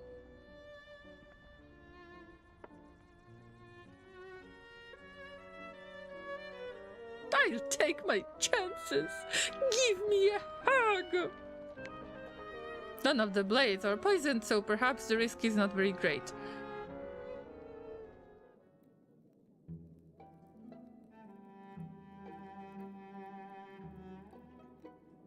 Weird things happened, to say the least.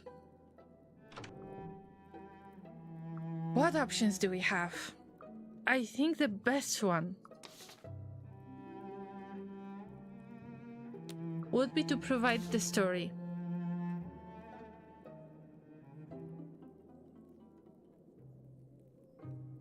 Let's just bring Rachel the plot.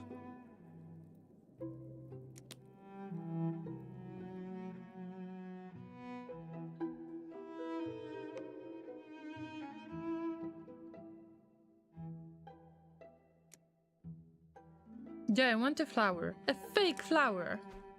I guess so.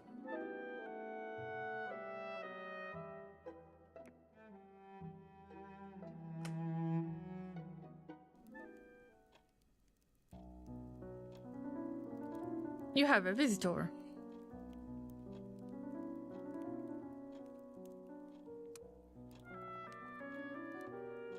I hoped Phoebe would stay, in fact. As you like.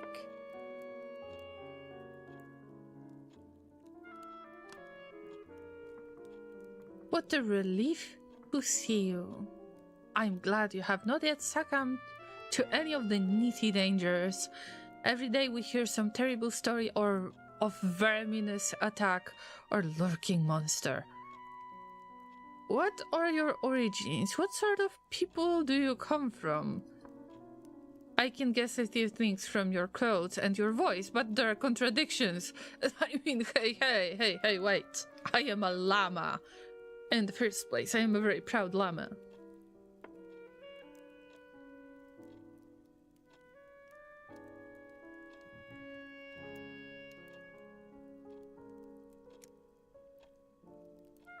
used to dine with Lord Palmerston before the fall. He consulted me on matters of state confidentially. It seems I have passed some test. Offer my tragic plot. Wait for it, Lamas. I explain what I have in mind. How wretched. We're approaching the end of the story. Something more terrible must happen. Let us say she receives word from up the Camain Canal. Her former betrothed is alive and well and has married someone much wealthier than she was. Rachel does look grateful. I provided her some story. Rachel adds a proper payment? I am able to pay the rent now, am I? Wow, I got a coin!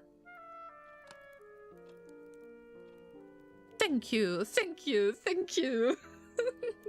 Thank you, thank you, thank you. 1,000 blessings on you. Could this be our new sound command? I wonder. Think nothing of it. This will be the last chapter, so give it a good ending, yeah? And I will pay a little extra this time.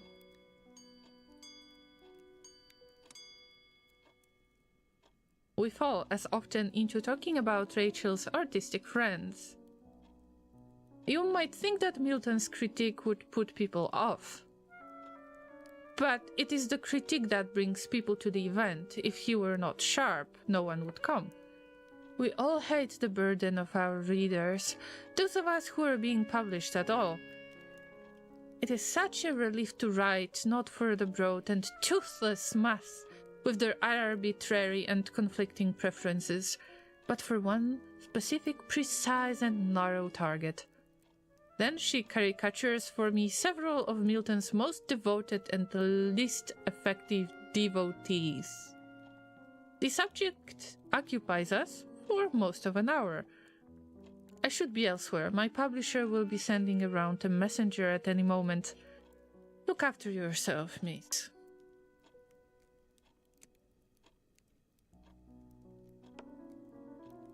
I think a talking llama wearing a fork wouldn't even stand out around here. That's right. I think that in general, if you want to be seen in any way in public, you should really stand out as much as possible. And a llama with a fork is not enough. But if a llama with a fork is not enough, what is considered enough these days? Am I right? Maybe it's good to look normal, to look like regular llama. Just gnawing on some hay, don't you think? That's life. That's a good life. It is almost time to eat, and I've done nothing for Archie.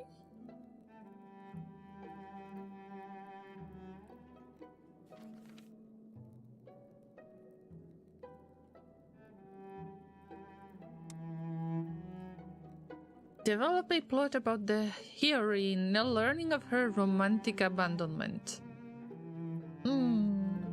We sure?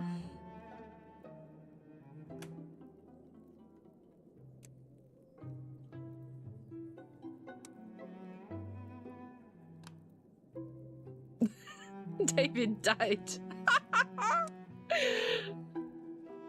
Lovely.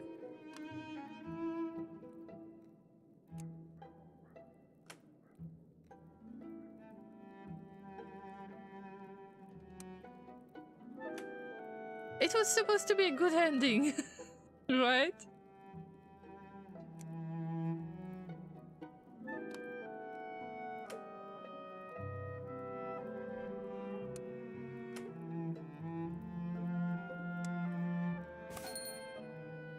A tragic ending? No. Actually, I want a happy ending.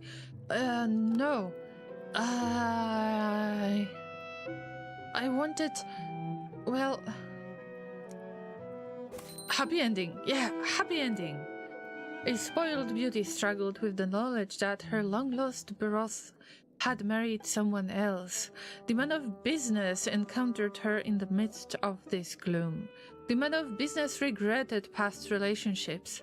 A spoiled beauty immediately fled London. The man of business died alone shortly afterwards. The man of business enjoyed a posthumous reputation as a virtuous spouse. A spoiled beauty regrets nothing. Does that sound like happy ending to you? This is a mess.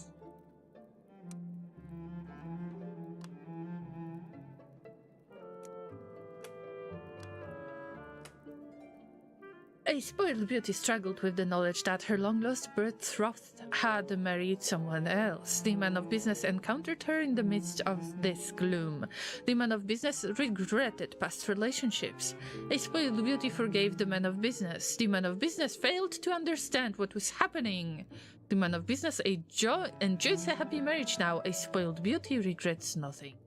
It's an ending. I wouldn't say it's happy ending. It's just ending of some sort. I am really bad with making up stories. Am I right? Actually...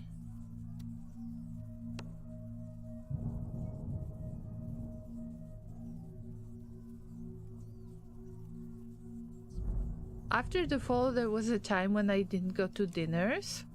Interesting. Are you ill, friend? You may find you have an appetite if you get out a bit. Take a walk and stretch the legs. Constable Hergit will take you if you want to go.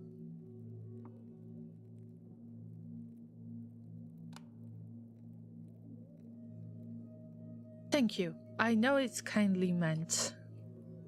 But you would prefer us out. I don't like to see you in this state. But see, Archie is so sweet. Poor man, I don't think that he could kill anybody. Come downstairs. We've said our piece. Best to leave it.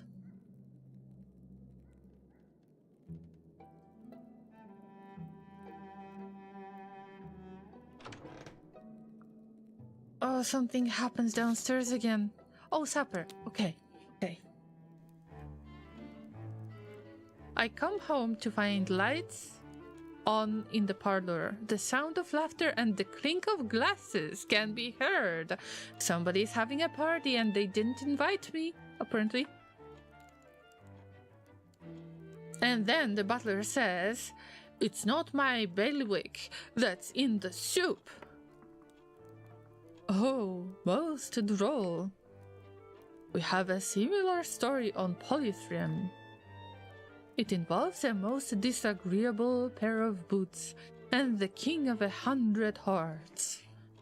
He makes a sound like the formation of diamonds under intense pressure. The problem is when the king, bereft of other footwear, is forced to don the pair. The day proceeds as best it can and without notable incident, but afterwards the second boot asks the first. He's a nice chap, but his left is larger than his right? Oh, you've heard this one before. They look up as I enter. Grace has opened a bottle of wine. Moss is dipping some of his lichen into a glass. Hey, let's have a party. What's the occasion? I took to heart your advice regarding my dolls. I sought a more appropriate gift for my fellow lodgers. And happily Mr. Moss landed upon wine, a frightful blend, but it gets the job done. Where did you find this wine, Moss?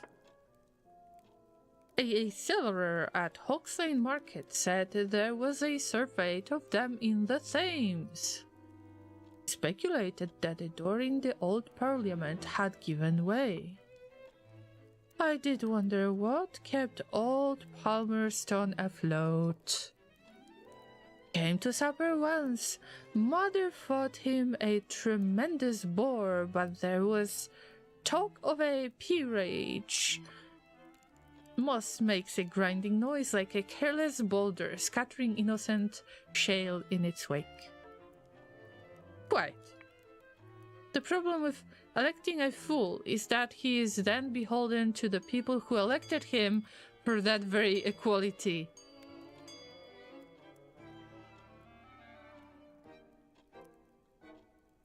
That sounds extremely accurate these days. Hold on, Lammas. Hold on. You would prefer a monarchy to a democracy, then? True, a monarchy invests the authority of rule in a single figure, theoretically beholden to no one, except time's passage. The monarch then must always worry for their succession.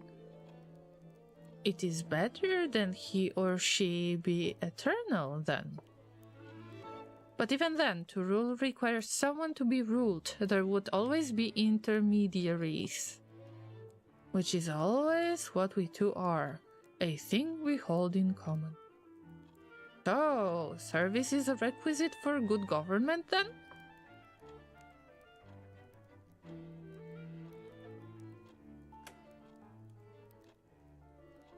Are you two really talking politics? Well, in the abstract.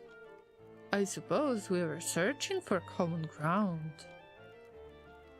Beyond this delightful battle, which has, alas, no effect upon my anatomy beyond the reddening of the clay.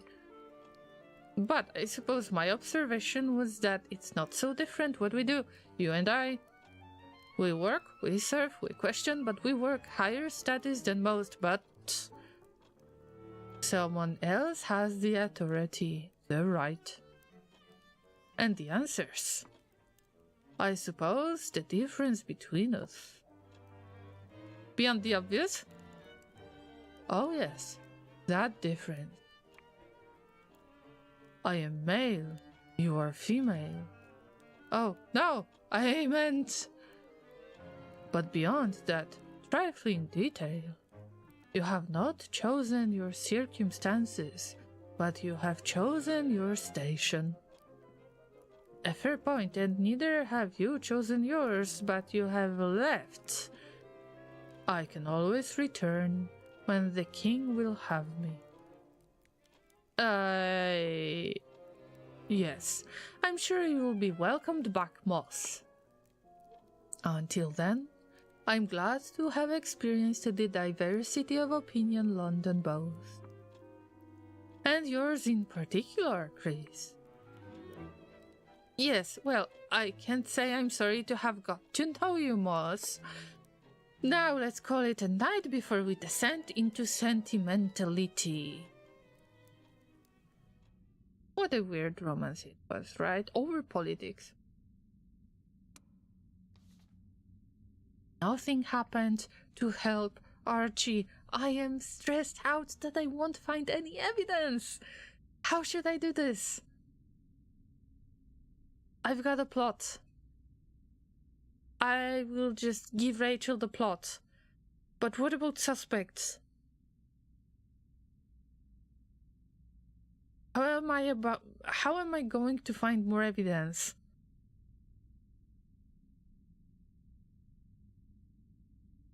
That's really stressing me out. But I think that you're right.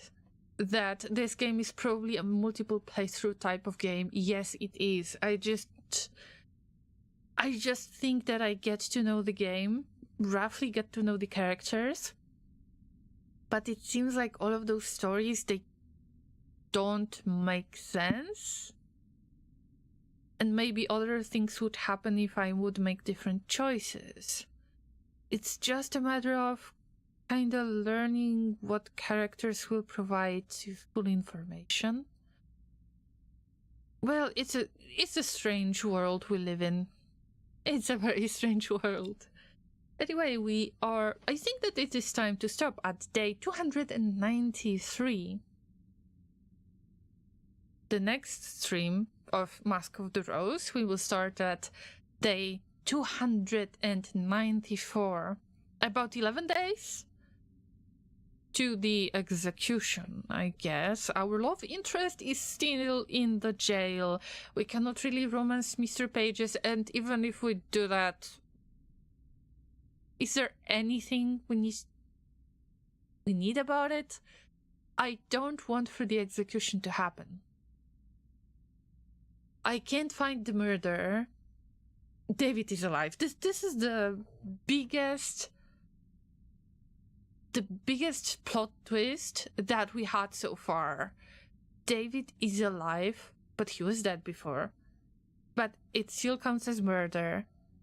And the maps are illegal, and there are some firefighting events going on because of the London burning, because of the maps, and there are literal devils that could possibly cause the fires to appear. I am completely lost in this world. This is a lot for a little llama like me. And the romance, I can't even be happy about the romance because our romantic interest is imprisoned. What a happy stream it was. Thank you for all of the theories. Thank you for hanging out with me and trying to understand what's going on. It was the absolutely best grave digging adventure that we could have together. I hope for more strange stories on the next Mask of the Rose streams. Not this week though, because we've got Torio and not Darkest Dungeon, RimWorld streams. So Friday 5 p.m. UTC and Sunday 2 p.m. UTC. I will see you on the regular streams. Next week I will try to find yet another day to squeeze in 3 days a week. It should be Thursday about 5 to 5:30 p.m. UTC if possible. Thank you everyone for the pre-stream hype. I have seen some of you hanging out in the chat before the stream started. It was super sweet. Thank you for showing yourself on YouTube as well. It is great that I have your support. It's been great. So let's wait for the next part of the story. And let's try not to romance anyone else, because I am very, very tired of this. The next person we romance is probably gonna die or something. People are strange underneath. Alright, llamas, take care of yourselves. Have a lovely rest of your day or night, depends on your time zone. Try not to die. Try to save somebody whose life might depend on you, I guess. Don't romance everybody you see.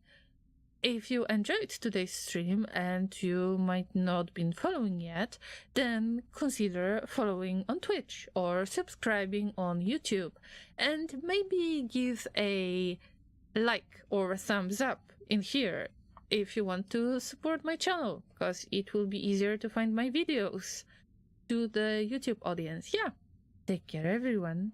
And see you on Friday. Factorious stream. Bye bye. Take care.